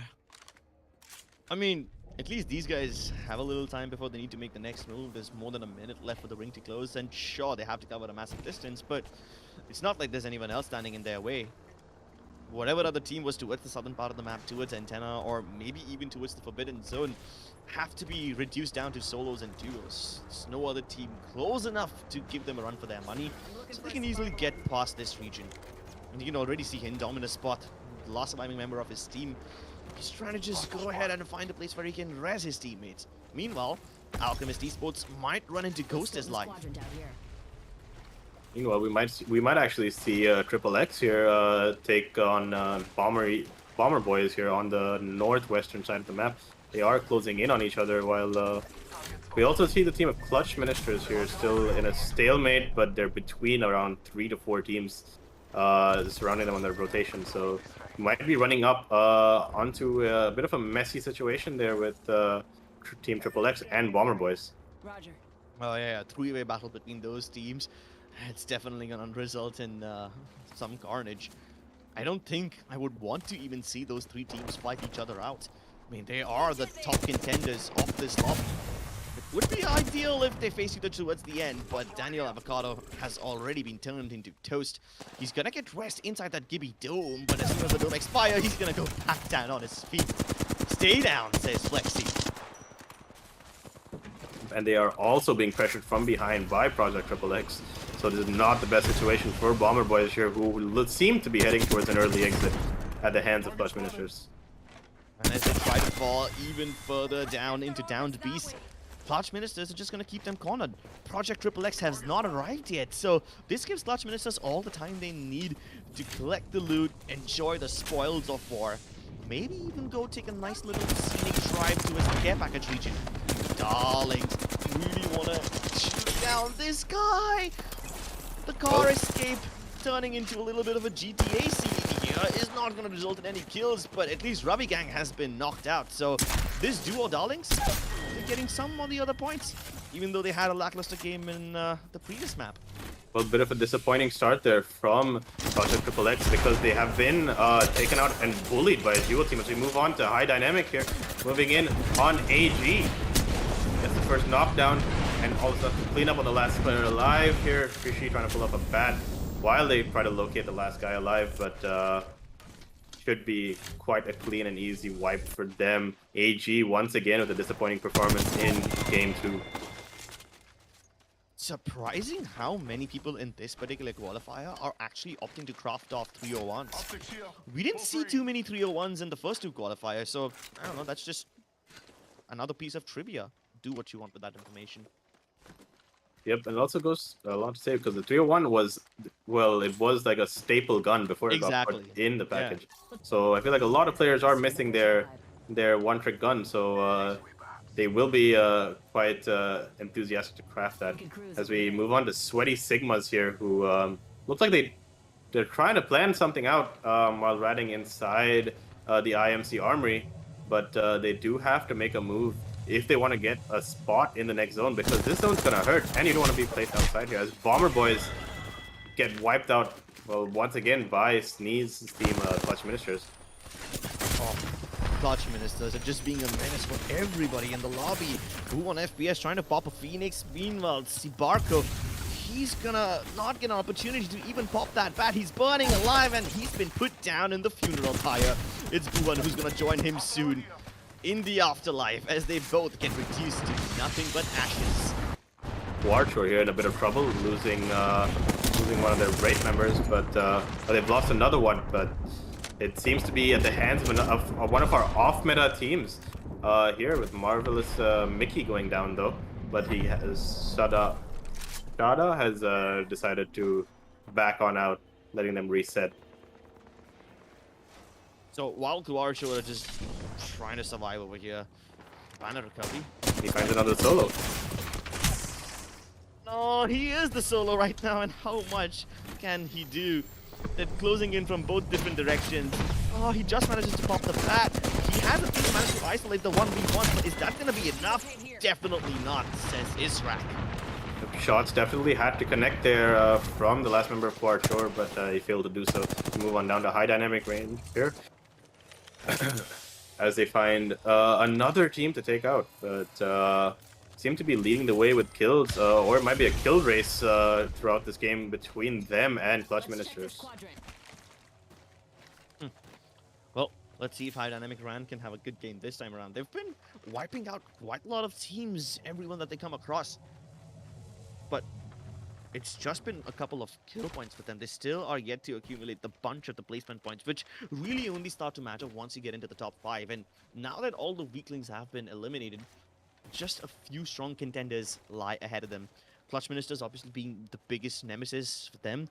It's good for them that Project Triple X has been eliminated, because Project Triple X is the kind of team that could have been a little menace to High Dynamic. But as they spot their next nemesis, will they go in for the full send? There's a big chunk of water body that they need to cross if they want to close in the gap, but do they even want to do that? Or they just want to keep their distance while firing away? He's on flesh. Just using the face in the right nick of time, but is that gonna be enough? High Dynamic have kept their enemies cornered over here, and here comes the knock. Well, Ronnie connecting with a headshot there on his longbow. Just to take out, I think that was Alchemist Esports, yeah. Oh, and they're now going into the bulls, and they want to fly in about their enemies using the air to attack Alchemist Esports. They somehow managed to get another one of their members back on their feet, but they realize they are about to face 2 teams at the same time, and that is not ideal. While Ghost wasn't much of a threat, the other monsters coming in from the other side definitely will. One's trying to pop off, and as they try to pin down their last enemy, 75 Hertz has been eliminated as well. They better heal up quickly, because High Dynamic is hot on their heels. And not just that, they are hot in aim as well. But Draken gets taken down. High Dynamic suffering a casualty, and it's Alchemist Esports who are now on the front foot. Yep, and we see Sneeze going down here at the hands of High Dynamic. If another team can capitalize on that, that would be Clutch Ministers eliminated as well, if they can't reset after that fight. Yeah, Clutch Ministers have lost 2 of their members. It's just Flexi left, but let's see if he can take his team ahead and get them the majority of the points. He's already got 5 kills, and he's the kill leader. So, getting into a top 3 position would give him enough juice that he needs from this game. Alchemist Esports just clearing their backs first before they move in closer towards the center of the circle. And this center moves towards this round of the mill. If they have high ground over here, sure, they will be able to beam down any team that comes in from the north. But what about the teams coming in from the west? They can't cover all the directions at the same time, and BPX are starting to sneak up on them. Yep, we also have a rat in the lobby, which surprisingly is from Team Project Triple X. They've managed to weasel their way into top 4 situation this time. From the start that they had, losing 2 of their members to a duo. I think it was Zaid who managed to pick up a kill in the feed as well for them. So it's more points to them. So like they managed to consistently now get like around 7 to 8 points a game with this top 4 from them. It's all about gathering information for Clutch Ministers. Zaid, one of the last surviving members for Team Project Triple X, hiding away towards the right-hand side of your screens. Meanwhile, Alchemist Esports have what can be called prime real estate. But wait, the next ring, it's gonna force them to come out in the open. Yep, they can definitely play that fence that's right ahead of them that provides excellent cover there. I think that would be the best spot to play on as this ring moves in, because you let the teams on mills fight while you just pick off everyone from excellent cover that's provided by that fence right there. I'm pretty sure that's what Clutch Ministers is going to go on ahead and do right now, as we see Alchemist Esports here take a fight. Getting that first knock pretty quickly, playing through the Nox gas here, wipes them out. 1, 2, 3, just quite easily there for Alchemist Esports, picking up a ton of kills. As they now spot Zaid, might be a thorn in the side for Sneeze here. Oh, but Clutch Ministers are here, the third party, and I'm really surprised that Sneeze didn't go down.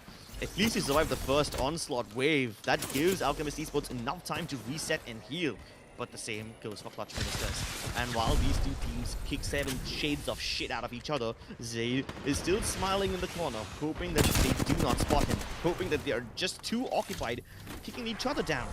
Clutch Ministers have a position closer towards the center. It's Alchemist Esports who need to relinquish high ground later on in order to get towards cover. But it seems like Zaid has been spotted. I just hope that he can keep himself alive for the time being.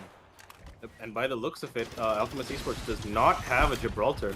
So Scorpion's Gibby ult is going to come in handy when the zone closes in. But for now, it's going to be a bit of a stalemate as we wait for the round for the rain to close.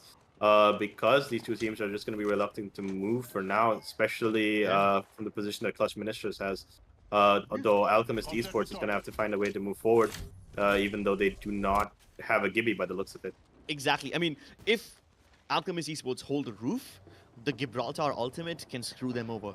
If they go inside and try to hold inside cover, the amount of ordnance that Clutch Ministers are carrying, the nades, the arcs, the thermites, that should be enough to keep them busy.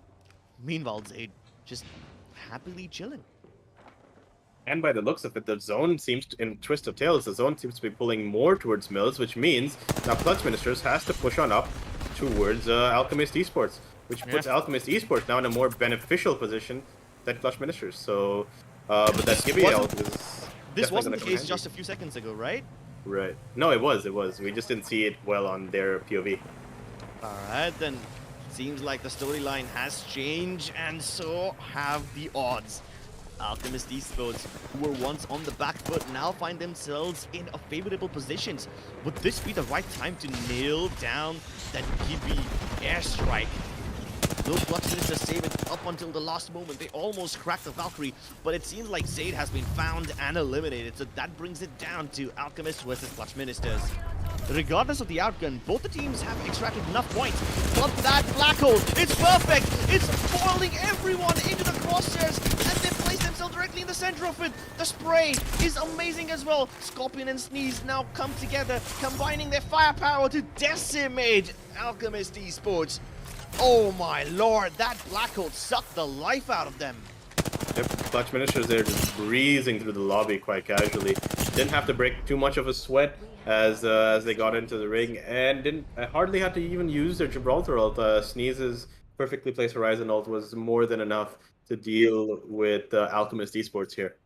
As we move on up, we can definitely guarantee that we're going to be seeing Clutch Ministers in the semi-final, because 2 wins in a row is definitely more than enough to book their spot in tomorrow.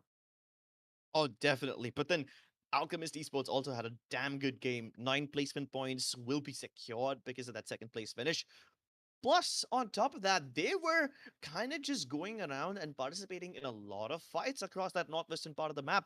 So they have plenty of kills as well, plenty of placements also secured. Regardless of what happens in the next game, both these teams can easily sit and chill. They can probably even start preparing for the next phase of the tournament already, because this next game is going to be inconsequential to their progress in Rise of Legion. I feel like Alchemist Esports might have a little bit of work to do going into the last game, because they did have, I think, a 0 or a 1 point game from the first game, because they did get eliminated very, very early on. Not that early, right? I mean, they had some placement points, sure, not that much, but I think they got eliminated before top 10. oh So no. Oh, in that case, I'm going to take my words back. In that case, I'm going to take my words back. They don't have enough to keep it going. But even if the next game is going to be average for them, I think it should be fine. yeah, I think they'll be looking at like an average of like 5 points for the next game. Qualify should be like around a top 10 placement, along with a few kills. Let's take a look at the highlights. And Yep. right here, you'll notice how Project Triple X, teams like Clutch Ministers, and even to some extent, I do believe there was TRX over there as well. I'm sorry, TRX is right here facing towards Barometer. But yeah, there were like 3 teams facing each other towards Northpad, and only one of them got to get out of there alive. Meanwhile, TRX, oh, these poor guys. They thought they had this game in the bag. They were fighting really well, but then Alchemist Esports came through and third-partied them at the best time possible. It's a disappointing game from Bomber Boys here as well. They just got picked off one by one because of poor positioning out in the open. As we see here, the team of Darlings here just being a thorn in the side of Team Project Triple X here, because as a duo, they did manage to just bully them out of the fight there and just get 2 picks off of their team, making Zeta solo there. And High Dynamic here, one of our consistently top 5, top 3 teams today, also popping off with quite a bit of kills, but towards the end they didn't really manage to connect their shots when it came to facing Clutch Ministers. Well, and it's not just them. I don't really blame them. Clutch Ministers are indeed a bit too mechanically overpowered. I mean, given the way they were dealing with their opponents with such relative ease, you can't really blame them. Alchemist Esports, though, really shine in this particular game. I've already seen 3 squad wipes from them. This might just be the 4th one. And sure, they couldn't secure the dub. They couldn't secure the last win. But let's be honest, the difference between the first place and the second place is only 3 points. They were able to get the kill on the Zaid, which adds 1 more. So really, they're not missing out on all that much. Right, and we also saw Zayd actually clutching up for his team because his team went from being like eliminated in top 10, which was when around when he lost his duo, Hmm. to pulling his team all the way to top 3 as a solo Yeah, rat while getting a kill point or two along the way. So I think they finished that game with around 10 to 12 points, which actually is a really pretty decent good. game for them. Yeah. So So yeah, I mean, Zayd basically getting all the points for his team as much as possible. We saw something similar in the previous game as well, right? Where Sick Warrior, Zayd, while they both were alive towards Geyser, it's not like they were participating in a lot of fights in that last circle. They were just trying to play for positions and trying to pick off teams here and there when they got the opportunity to do so. But they never went out of their way to aggress onto somebody. yeah, because it seems like through mid game, I think they tend to get picked off because of a little bit of poor positioning, possibly because they normally they get like they end up losing a member when it comes to their fights quite early on. Like we saw in the last game, towards the end, I think they were a duo. It was Sick Warrior and Zayd, and then towards the end of this game, once again, was Zayd being solo towards the end. So they might want to clean up their fights a bit more so that they don't get either third party or picked off as easily as they have been over the course of these 2 games. Oh, well, that really changes things now. Clutch Ministers, they don't need to worry. But Right. Alchemist Esports have just about managed to get a tiny bit of advantage. Let's see if they can hold on to it because there are surely several teams who want to strip this position away from them. Project Triple X being one of them. They had high placements, top 5 in both the games. Sure, that's going to count for something. They don't have a lot of kills, but they can make do with the placements. Those are the Yep. 3 teams that I think are going to be there on the scoreboard up there, but I'm not sure who's going to be on the 4th and 5th spot. What is your opinion on that one? I think for the fourth and fifth spot, we can definitely look out for teams like Bomber Boys, who well they didn't perform too well in the second game, but they did finish I think second place with a Hmm. lot of kills. I think they were kill leaders before they got taken down by Clutch Ministers in the Mm-hmm. first game. So Bomber Boys is definitely a team that have a stronghold on that top 5 position, along with Project Triple X, Alchemist Esports. Definitely a team to look forward to. And High Dynamic Ren was definitely performing consistently with kill points and positioning. I think they finished third place, if I'm not wrong, in the first game. And in the second game, they had a lot of kill points to back up like a top 5 performance. So not too bad there from High Dynamic Ren. And I think going forward, that might be the case of these 5 teams going through, unless a team from the lower half, like Kuarchor, who was impressive in the first game but fell off in the second game, decide to have a big game 3 here coming up, which was going to be an extremely important game for the likes of TRX, Kuarchor, Bomber Boys, and Darlings here. Oh, I kind of had a little hope for Darlings when they started to get the kills onto the members of Project X. And I thought, yeah, sure, they can shoot down people from Tridents. That should give them a couple of more points, but only 4? Yeah, that's not going to be enough. And then there's teams like PBX, TRX, Sweaty Sigmas, all of them just tied up at 5 points. This is turning into something much more tense than the previous game. Yep, At least yep. this time, the point disparity between the top 3 teams isn't all that high, except between Clutch Ministers and Alchemist Esports. But you can't really blame them, right? 13 kills point for Clutch Ministers. I mean, do the math. That's 4 whole squad wipes plus 1 solo. Yep, Jeez, that's a lot. definitely. And we've had quite a few unlucky teams in the lobby. Like Die Rogue has played 2 games back to back as a duo, and then And we this time also it's a had, solo. yeah, this time as a solo, and this time we had like Darlings as well, who they did well enough because they started the game as a duo. So I do feel sorry for them to some extent. Well, because these are some technical issues that it's not really in their hands, so it's going to be very frustrating for them. Yeah, it's not in their hands. It's not in ours either. I mean, sure, we can try to keep the games as fair as possible, but hey, if the servers are not kind to these people, then there's not really much that anyone else can do about this one, except just take the L and move on. Yep, But definitely. we've seen several rat plays. We've seen several positional point plays by a lot of teams, whether or not they have these disconnection issues. So I don't think having a man disadvantage is something that the teams can crib about over here, because we've seen people pull off the impossible. We've seen people salvage those bad games, those early eliminations into high placement points, not just in this qualifier but also in the previous one. So sure, you might be having some chains tied to your feet, you might have shackles, but you can turn them into structures. Definitely, and it'll be interesting to see how if these structures stay strong or if they collapse when it comes to game 3, because it's going to be very vital moving in. Because I think it's a 2 horse race tied at the top, or it's more like a Yeah. 1 horse race tied at the top, because I think clutch ministers have secured their place, but everyone under them is from, I think, second place to seventh to sixth place are Hmm. on like par with like a similar amount of kills. We have Alchemist Esports, we have Bomber Boys. I think Quarshore had a good start as well. Then we also have teams like High Dynamic Ren. So there's a lot of teams vying for those top 5 positions, which will make the Hmm. next game interesting. Yeah, let's see if those high placement positions and those points can be acquired. One more game left, ladies and gentlemen. But before we hop into it, we're going to be going on a short break. We'll be back on the other side. Don't go anywhere.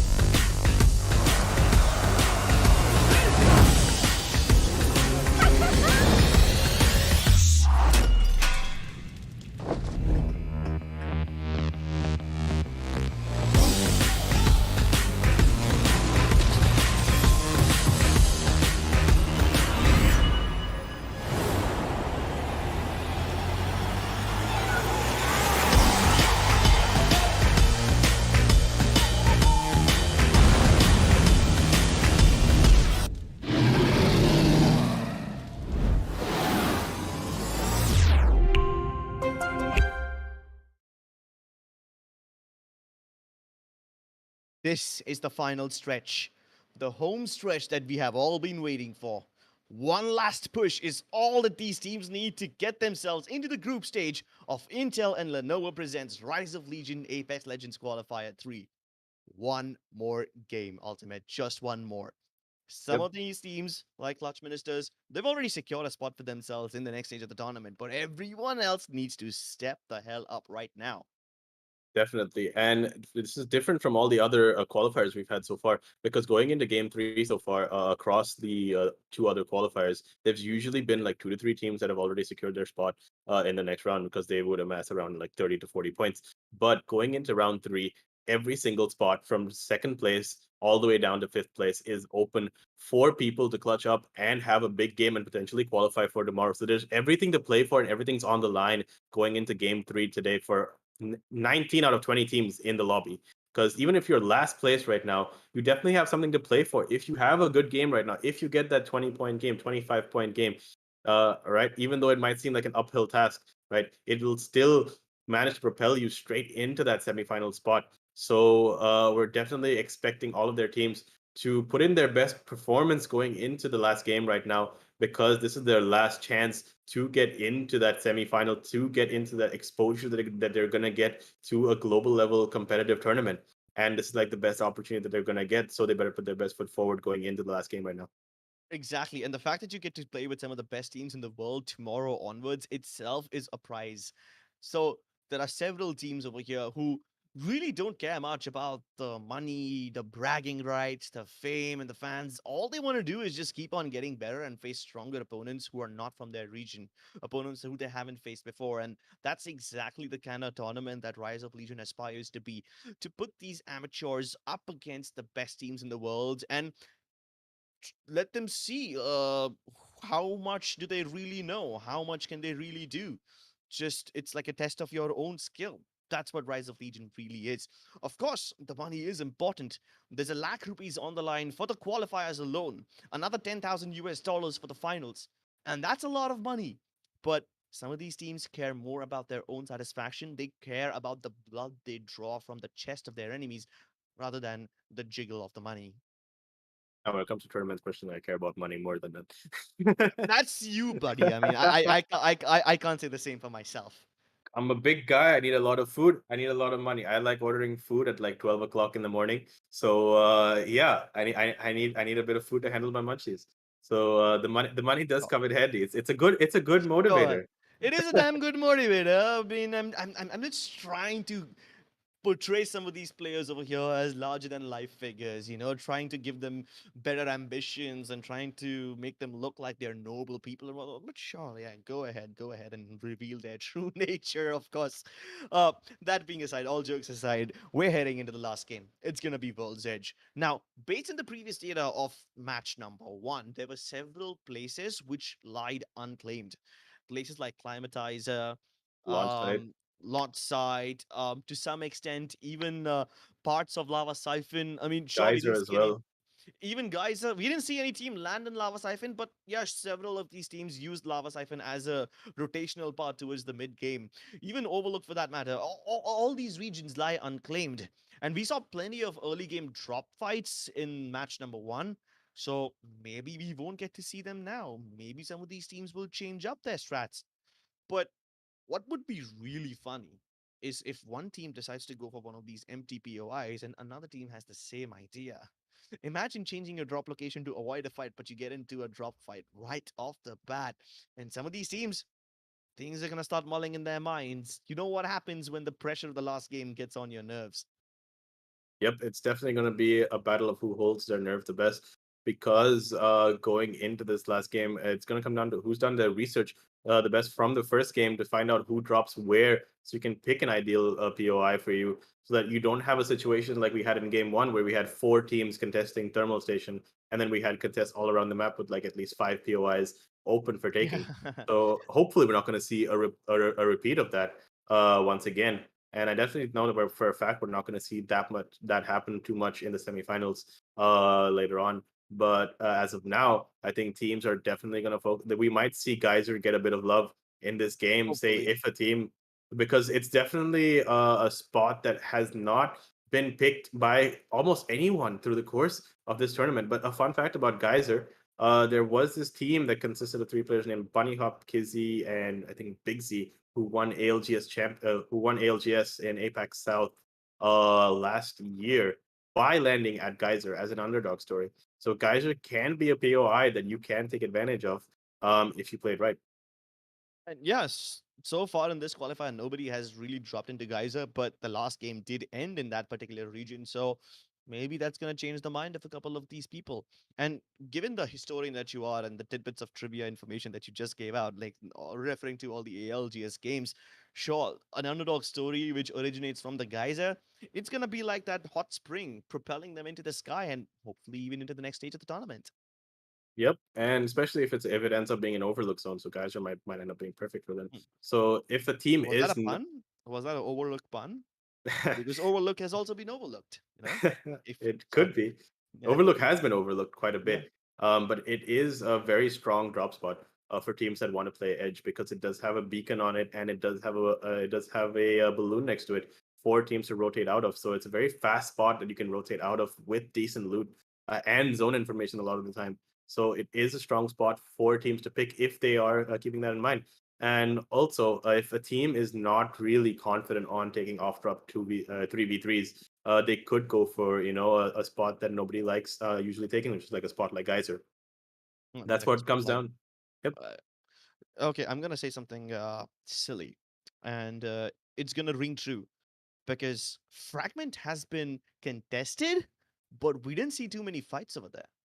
Every time we see a couple of teams drop into Fragment, at least in qualifier number 3, we've seen that they just drop in and they move their separate ways. We don't see them fight in Fragment. I would love to see a Fragment fight. I mean, Hmm. whenever I drop into World's Edge, half the map is residing over there, and over here we don't get to see a single Fragment fight. That doesn't sit right with me. Or even Skyhook for that matter. I would love to see an urban city fight. Yep. The thing about these urban cities is pretty normal for the two teams going there to share it. So usually people have Yeah, gentlemen's exactly. agreements to not push each other and not grief their games Yeah. before they even head into the game, so that that they can peacefully drop your loot up and move out. But by the looks of it, it looks like you're getting your wish granted because we have 1, 2, 3, 4 teams that are dropping towards that side of the map. It looks like we have 3 teams landing on Fragment this time, with one of the tournament favorites here, Clutch Ministers, landing into Fragment. We also have a contest going around Skyhook as well with 3 teams, so it looks like you got your wish granted, Chris. Oh my god. I had a silver tongue moment over there. Imagine if I asked for $1 million in that moment right there. I mean, my wish came true. Why couldn't $1 million wish come true? Either way, there's a $10,000 prize pool on the line over here. So we might see early contestants in Fragment as 3 teams are present over there. One of them being the tournament favorite Slots Ministers. Like you said, 3 teams in Skyhook as well. There's even Project Triple X in Countdown, another team in Lava Fisher. There are teams close to each other in Climatizer and Survey Camp, but I doubt they're gonna face each other.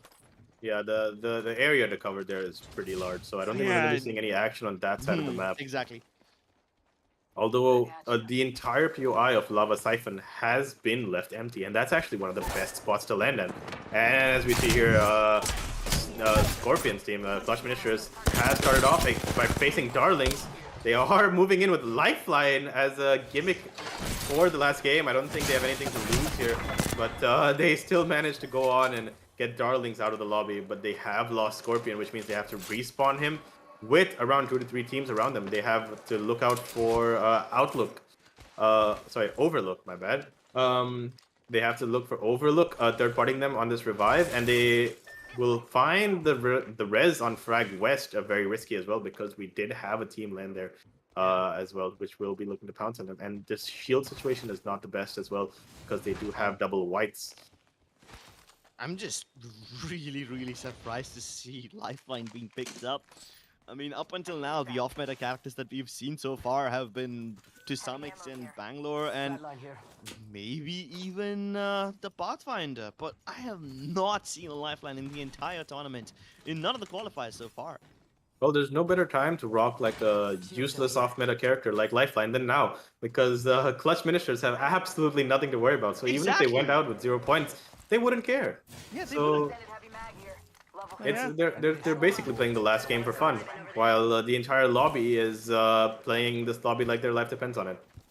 Exactly. I can almost imagine Lifeline over there deliberately calling in her care package in the middle of nowhere, out in the open, and inviting someone or the other to come check it out. Let's see if anyone falls for the bait.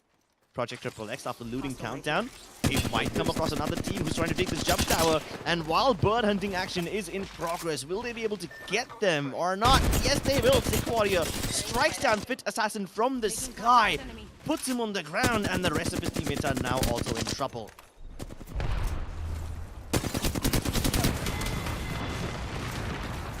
Bangalore all coming down here just to hold off the push from Project X here, but Zay seems to be taking the balloon so he can get some instant high ground as Sick Warrior here has proceeded to take height with Valkyrie here, looking up to clean up Team Ace, which I think is they're not going to make it out alive here because at the end of their campaign.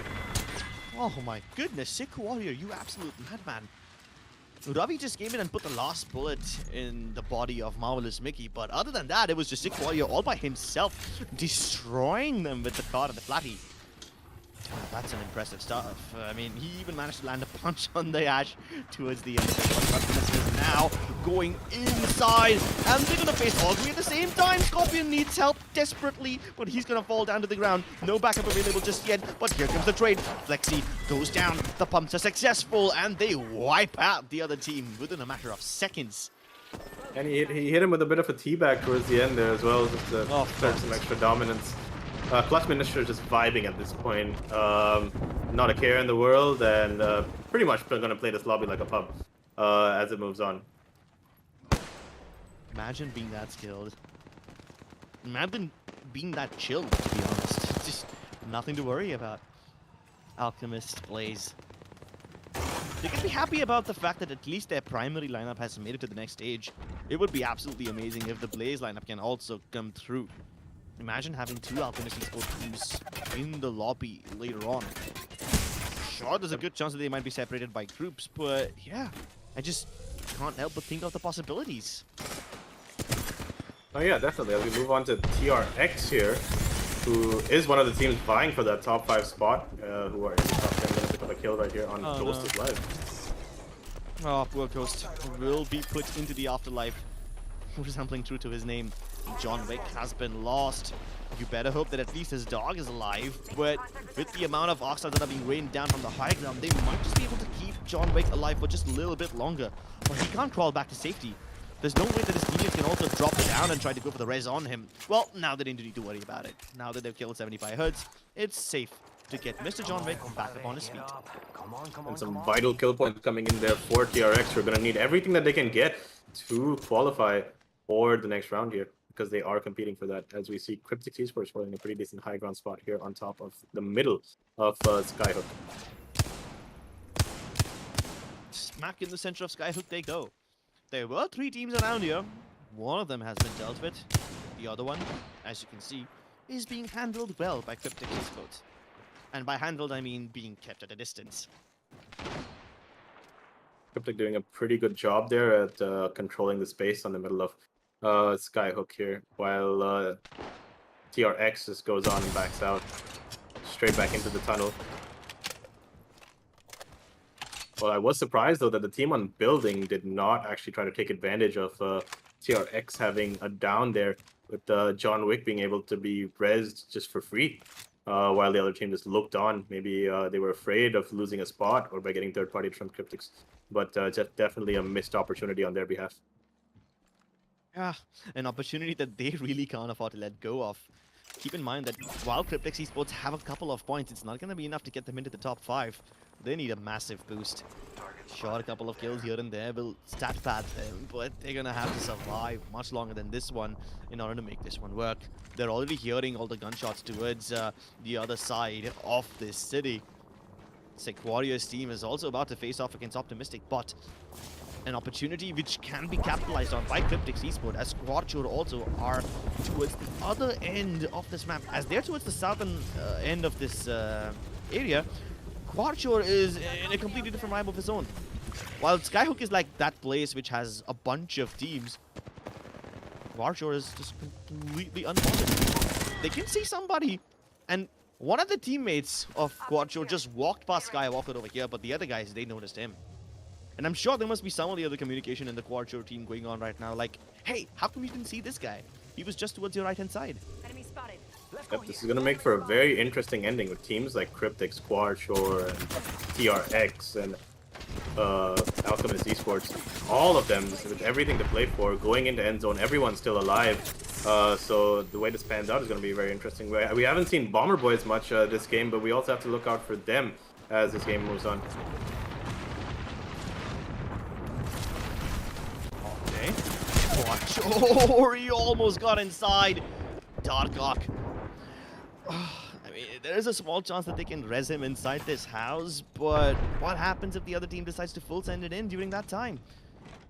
If there's a disadvantage of not having a Gibraltar on your team, you do not have that fast res or that protection to reset. As now they're planning to hold off this push coming in from right below them. The best that they can do is use Darkhawk's knockdown shield as temporary cover. And the structure of this house just makes it so easy for the team on top to be sandwiched and pressured inside. There's like 2 windows that you can come in through. If not come in through, at least throw ordnance through, shoot through. 1 staircase, which is kind of like a choke one, but I'm assuming nobody's going to push through it. They're going to try to push through the fourth door, and Shadak has a massive responsibility on his shoulders. He's more than capable of handling it. He sprayed down AG Sniper, and another one also has been put down on extremely low HP.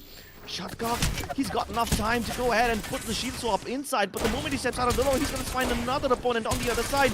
This Octane being such a menace to their lives inside that staircase region, they somehow avoid the black hole, avoid the throwable ordnance, and somehow Darkhawk is still alive, but I can't really say the same for Angry Gorillas, as all their push attempts are being negated, and this time, they might as well lose the man advantage. Darkhawk is back up on his feet, and he's got more than enough time to heal himself because Clutch Ministers have showed up. And while they haven't rested their last remaining member, it's not like they need to. They just want to grief a couple of people over here.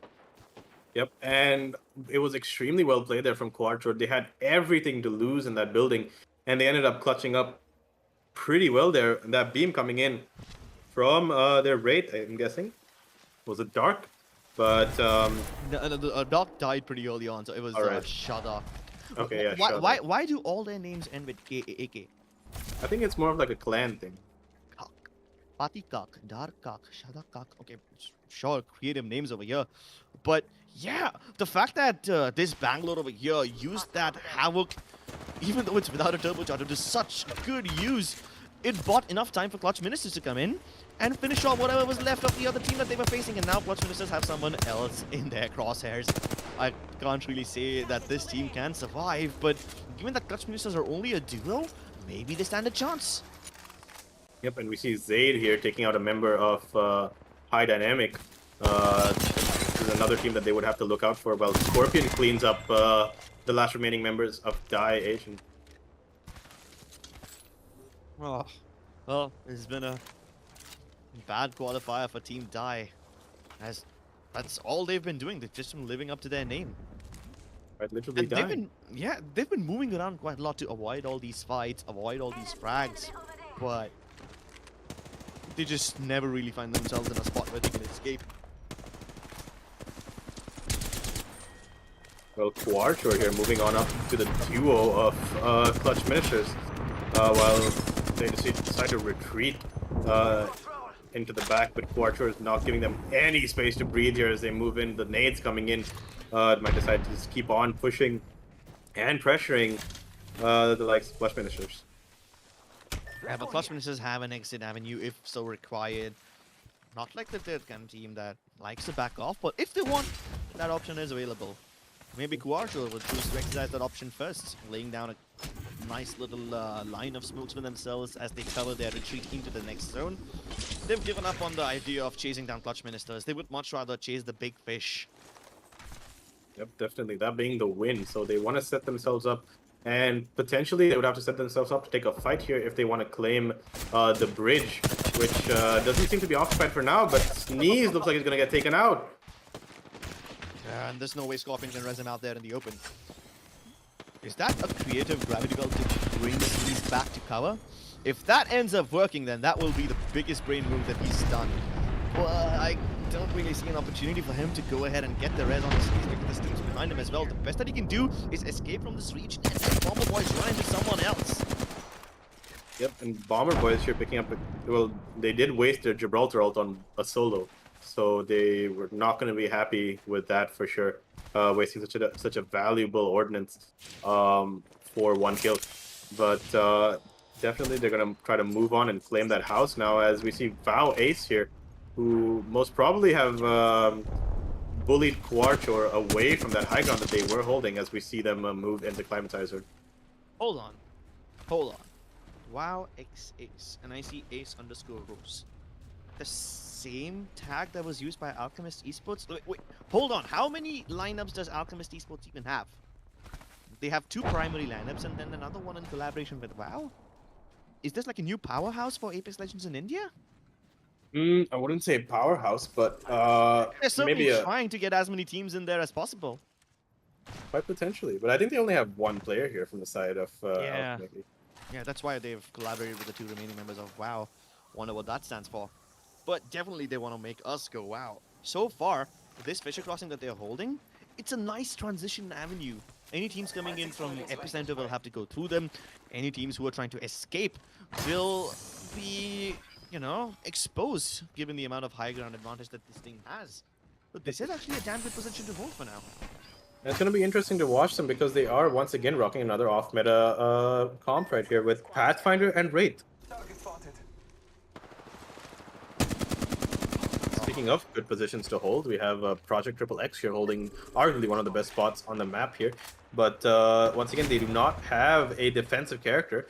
So any Gibraltar bombardments or Bangalore ults coming in from the other sides of the map might prove a bit fatal for them while holding the roof on that side. As we see that ring will tend to pull a little bit outside of Climatizer. But Project Triple X might want to hold on to the spot because there will be teams rotating in for them to pick off as the game proceeds. Dyro. Oh. I mean, they did lose a couple of their players over here, but it seems like I still have a little bit of life left in them. But the moment I say that, Stratos will fall to the ground. Even Lord is crumbling. Agent has a massive responsibility on his shoulders, and he's trying to stick that needle into the shoulder of his teammate. But will he get to see it all the way through? He's got them back on his feet, but resetting completely is going to be a whole new ball game. We got a bit of drama here in Climatizer. 2 of the teams that are rivals and competing for top 5 are just fighting each other right now with Triple X and Bomber Boys. Triple X and Bomber Boys taking care of each other in Climatizer. Meanwhile, PBX, they need to start getting a move on soon. But before they do that, they need to clear out any pesky survivors around this compound of theirs. It would be a good time right now for them to use that Seer ult to their advantage because they have to clear up this team quickly because they have to plan their rotation as well. So they can't waste too much time on this as the other team has a Caustic as well. So they do not want to be the team just stuck inside here because even though they have a Caustic of their own, being on the inside and just boxed in and this situation is just not what you want to happen because they can just get gassed in by the traps and then there's no escape for them. Exactly. All of the team above them, WoW Ace need to do is just delay them and disrupt them for as long as possible. And it's not like they can use the Valkyrie ult from inside this, right? They're gonna have to come out and fight them regardless. By that time, WoW Ace might have already escaped. They might have taken a better position from where they can gatekeep these people. They definitely aren't on top of them anymore. And PBX also have to be wondering, where on earth did they go? They see another team towards their right-hand side who's just trying to simultaneously move in towards Climatizer. But there's only a few ways inside. One of them being the zipline, and the other one being the little high ground area over there. But even if you jump across it, you're gonna have to tank a little bit of lava damage, so there's really not too much. Another choice you have is to just stay on top of that bridge, which WoW Ace was holding a couple of minutes ago, but they also have moved up in the world and taken this high ground, which is a damn good position to be in. Nobody behind them, so don't need to worry about their backs. The Bomber Boys here in a bit of trouble. They do not want to be the team that dies here because they have everything on the line. That nade is terribly misplaced. They do have the Gibraltar ult to buy themselves some time, but looks like it's not going to be needed because Icky Blue here popping off with the Mastiff. I spoke too soon. And that Gibraltar ult comes down in, but Bomber Boys here have already lost 2 members on their team. They keep Mad D here trying to do everything he can to keep his team alive, to keep his team just in the race for top 5. Yeah, top 5 is when you really start to get the juicy chunks of the placement points. WoW Ace, they do not need to relinquish this high ground area anytime soon. They can continue beaming teams from up here and then move in towards the circle at the very last moment. Let's go this way. Yep, and it seems like they're holding the spot that was originally held by Project Triple X, who seem to have moved on out of here and given up their spot. To where we have no idea unless we can pull up a cinematic cam right now so we can get a layout of all the teams on the map. But for now, we're just a bit in the dark on where all the teams are. I'm more concerned about what's going to happen in the next circle. It's way out in the open. Oh no. He's going to get pressured by the amount of arcs that are being thrown at him. He's stunned already and he's getting pressured. He's on the low ground too, so it's not like he can get away. Sure, the gravity lift would be a very nice tool to use in a situation like this, but he's found himself a duel against a solo raid. Let's see if he can get on top of this one. Using the black hole to go around the other side, but Uncanny wins this one. He kills one of the most deadliest players in the lobby, and with that, Dutch Ministers are out of the game. But do they care? Absolutely not. So we move on in here. Wow, Ace changing up their position behind this rock here, but he does go down. Looking like a pretty messy situation, and they look like they're going to be just absolutely dealt with by Qualifier and Project XXX. Oh, Project XXX. Let's see if they can actually turn this game into a win. They need all the points possible to secure their position in the top 5. Sure, they have a standing in there, but it could change any moment. Cryptic Esports, on the other hand, they find themselves in the top 5 in a position where they can actually win this one. And sure, they have the man advantage in the fight that they have right now, but I just hope they don't overexpose themselves to some other team. Qualifier, on the other hand, are making things difficult for them. He's down to the last man. But the moment I say that, he might just be able to go for a rest, turning it into a 2v2 between Qualifier and Cryptic Esports.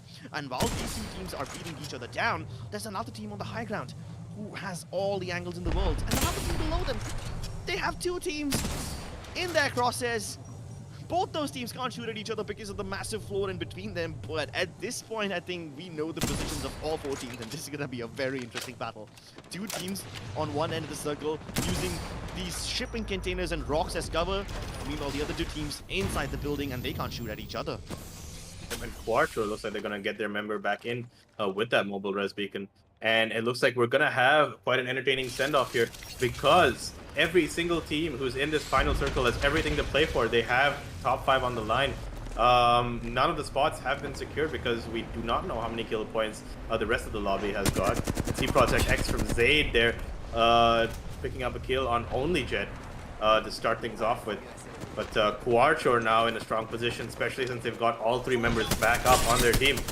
Trades going on in with Project X there. Oh, Qualifier.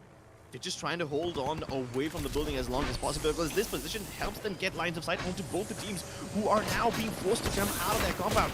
And Qualifier is getting sent on quickly. This Mastiff needs to pay off dividends right now as Patik. He needs to show up massively. Both his teammates are down and he needs to step up.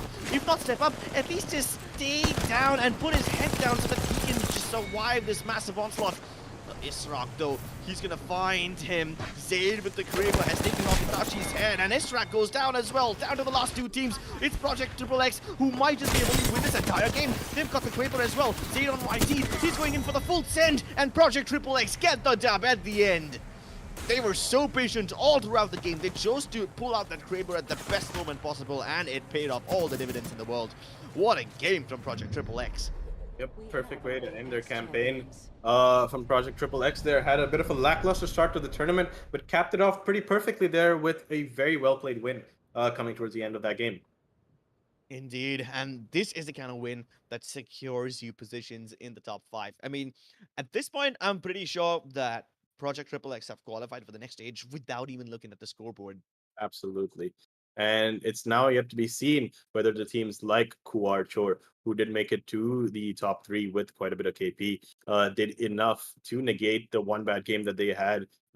If they can probably get themselves into the top 5, along with PBJ, who were in a dire situation with 2 rings prior when they were stuck in that building there, just being entrapped by a Costa gas, but somehow managed to weasel their way into being the number 2 team in the lobby for that game. Yeah, PPX also managing to survive for that long, that is a miracle in itself. They found a pathing via the underbelly of the donut buildings, that passage. They used that to their advantage. Of course, it's a pretty secure passage to go towards the other side of the zone. But then once you're in there, once you're on the edge of the zone, there's really no real estate for you. Unless you have a Gippy, you're gonna be out in the open. And all the power positions were already being held by some of the other team, right? I mean, you had Quadjor holding the rock, which basically gave them lines of sight onto both Project Triple X and the team above them. And inside the building, there's like two teams who are just sitting on top of each other. They can't shoot at each other. And Quadshore have lines of sight on them both. Let's take a look at the highlights because this game was super, super fun. We started off here with the Clutch Ministers just casually walking into the lobby for a clean, not a clean wipe, because they did lose one of their members. But yeah, this is a casual start there from Clutch Ministers as we move on to Project Triple X here, ambushing one of the teams from Skyhook as they moved on down. Sick Warrior here put in some pretty decent beams to wipe the side of I don't really know what their name is, but Marvelous Mickey. Marvelous Mickey, combining the powers of the superhero universe and the Disney universe together. Scorpion, though, his beams were so powerful. Even though he died over there, he did so much damage that his teammates didn't even need to do all that much to finish off what he started. TRX also finding a couple of kills here and there. This position that they were holding towards the north of Skyhook did give them quite a lot of things to work on. The only question I have right now is it gonna be enough? Yep, it was this moment right here that just changed the tide for the game for Quadshore here, when he managed to hold off the push, get it down, and hold him off long enough for Clutch Ministers to come and clean up the rest of that fight, while they moved on out and just retreated all the way to Climatizer. Yeah, they retreated into Climatizer. That allowed Quadshore to stay all the way alive up until the second spot. But imagine if that didn't happen, right? That could have been the end of the game for them right then and there. Sure, they had a great performance in the previous game, but it's this solidification that's gonna keep them alive in the tournament for much longer, and maybe we'll get to see them again in the next stage. Here comes Quadshore finishing off stuff, and Project Triple X just waiting for the right time to go in full send. Zayd just moved in without even waiting for the rest of his teammates who were just busy healing off. And of course, why would he wait? He knows he's got this game in the bag. Given the amount of carnage that was going on behind that rock, the amount of arc stars and termites and caustic Noxcats grenades that were thrown in over there, nobody could have stayed there for too long. And then it just became like a curious case of shooting fish in a battle, like we saw in that pipeline scene before. Right. And I think it was a bit disappointing towards the end to see a team like Bomber Boys go out the way they did because of the impressive start that they did have. I think they got a little bit complacent towards the end because they did go out pretty early in round 2 as well. They went out in round top 10 and they proceeded to also get knocked out at round top 7 or top 6, if I'm not wrong, in the last game with a few KP. But hopefully Yeah. for them, they've done enough in that first game to carry them forward into the next round. Yeah, and that first game also could have been theirs. Clutch Ministers could have been defeated in game number 1, but then these guys were just a bit too good. So much so that they literally picked a lifeline in the last game and started fighting around. Helter Skelter, they just did not care at all. Right. And that's the kind of attitude that I really want from a team like Clutch Ministers. Project Triple X with a 25-point a game. That should definitely be enough, right? March Definitely. was surprisingly having much lesser points than I thought. I really thought that this team would cross 15 points in a game like this, but it seems like it just wasn't their day. 10 is also good. Anything about double digits is good, but is that enough? Especially with teams like Project Triple X and BBX also contributing enough. Also, keep in mind teams like Alchemist Esports, who got second place with a lot of points the last game, finished with only 1 point in this game. So I think a lot of these teams are just going to be sitting really tight and just waiting for this final scorecard to come out to see who's going on to the next round, because we can't guarantee anyone besides maybe Project X, Clutch Ministers, and Clutch Ministers, pretty much, that's going to be going into the next round. We have 3 spots up for grabs because of how diverse the results have been across these 3 games. Ugh, diversity. I hope we get to see plenty of it in the stage ahead. This was the points table for this particular game, for match number 3. Now, Yep. give us a little bit of time, rather give our boys a little bit of time to do the math and figure out who the top 5 teams are going to be, because these top 5 teams will be moving on to the group stage of Intel and Lenovo presenting Rise of Legion tournament. And at that point, they'll be facing the other 15 invited teams who, quite frankly, are not just the best teams in all of Asia, but you can also call them some of the best teams in the entire world. Yep, definitely teams like Reignite, who are the current reigning world champions. Burger, who impressed quite a lot and made it to the finals of the Sweden LAN. And then you also have a team like Sutoraiku, who also made it into the final of the of LAN. And then we have basically almost 90% of the teams that have been invited have that clutch experience or are going to LAN or have been to LAN in the past. We have LAN newcomers like EXO, who've been a mainstay in this region, one of the top 3 to top 5 teams in this region who will be participating tomorrow. We have teams from Indonesia like Dewa United, who actually finished top of their group at LAN and unfortunately went out in the semifinals uh, along with our Indian esports or Revenant Esports, led by the Indonesian famous IGL Belkan, who will be playing with our very own Fat Monster tomorrow. And here you have it, ladies and gentlemen, the top 5 teams from qualifier number 3. They are none other than Clutch Ministers, Project Triple X, High Dynamic Range, Bomber Boys, and Cryptics Esports. Oh my god, look at the difference between them and PBX1. 2 points. Ultimate, just 2 points. Yep, That's that's what I what said. that's what One it point takes. matters. Every point matters when it comes to these situations. Between third place and sixth place, there's only 5 points. PBX, they're very unfortunate to not get into the top 5 there. But Cryptics Esports, with the big game that they ended up having in game 2 with I think 15 points, that just put them in that position to qualify into the top 5, barely making it in after having a lackluster start to their tournament. Whereas we saw Clutch Ministers just breeze through with, I think, what was one of the highest total points, which was almost the same or slightly higher than 1 HP that we saw in round 2 earlier on today. Oh, well, this is indeed something else, man. I kind of feel bad for teams like Alchemist Esports and Quadshore who really impressed us towards the last few games. I mean, Alchemist Esports did really well in Stormpoint. Quadshore, despite all odds being stacked against them, they fought and clawed their way into the top 3, and that is saying something. They got 10 points just off of the last game. That means if they would have had like just 2 more points, one more point in the first 2 games, I think they would have made it. Yep. And a team like Cryptic X is one of the few teams in this lobby who was like very heavily dependent on placement points for their points. As you can see, they only have 3 kill points and Oh, yeah. 20 placement points, which is the third most in the lobby. And then there's teams like High Dynamic Range. They have more KP than they have placement points. These are the kind of teams that really go out in the blaze of glory. Bomber Boys, High Dynamic Range. Sure, their firepower is good enough, but towards the end of the game, when they are facing, you know, goated teams like Clutch Ministers, that's when they really falter. Everyone else that stands in their way is nothing but cannon fodder for them. Definitely. But it was definitely a nail biting end, as you can see, all the way down to Alchemist Esports in eighth, who finished just around like 5 points away from qualifying. So it was all to play for, which gave a very entertaining final game and final ring as we conclude this last qualifier going into tomorrow. Well, ladies and gentlemen, there you have it. All the 15 teams for Intel X Lenovo Rise of Legion Apex Legends tournament have been decided. These 15 teams, sure, they're going to share a juicy prize pool of 1 lakh rupees, but they also stand a chance to win the lion's share of the massive 10,000 USD prize pool set for them in the finals.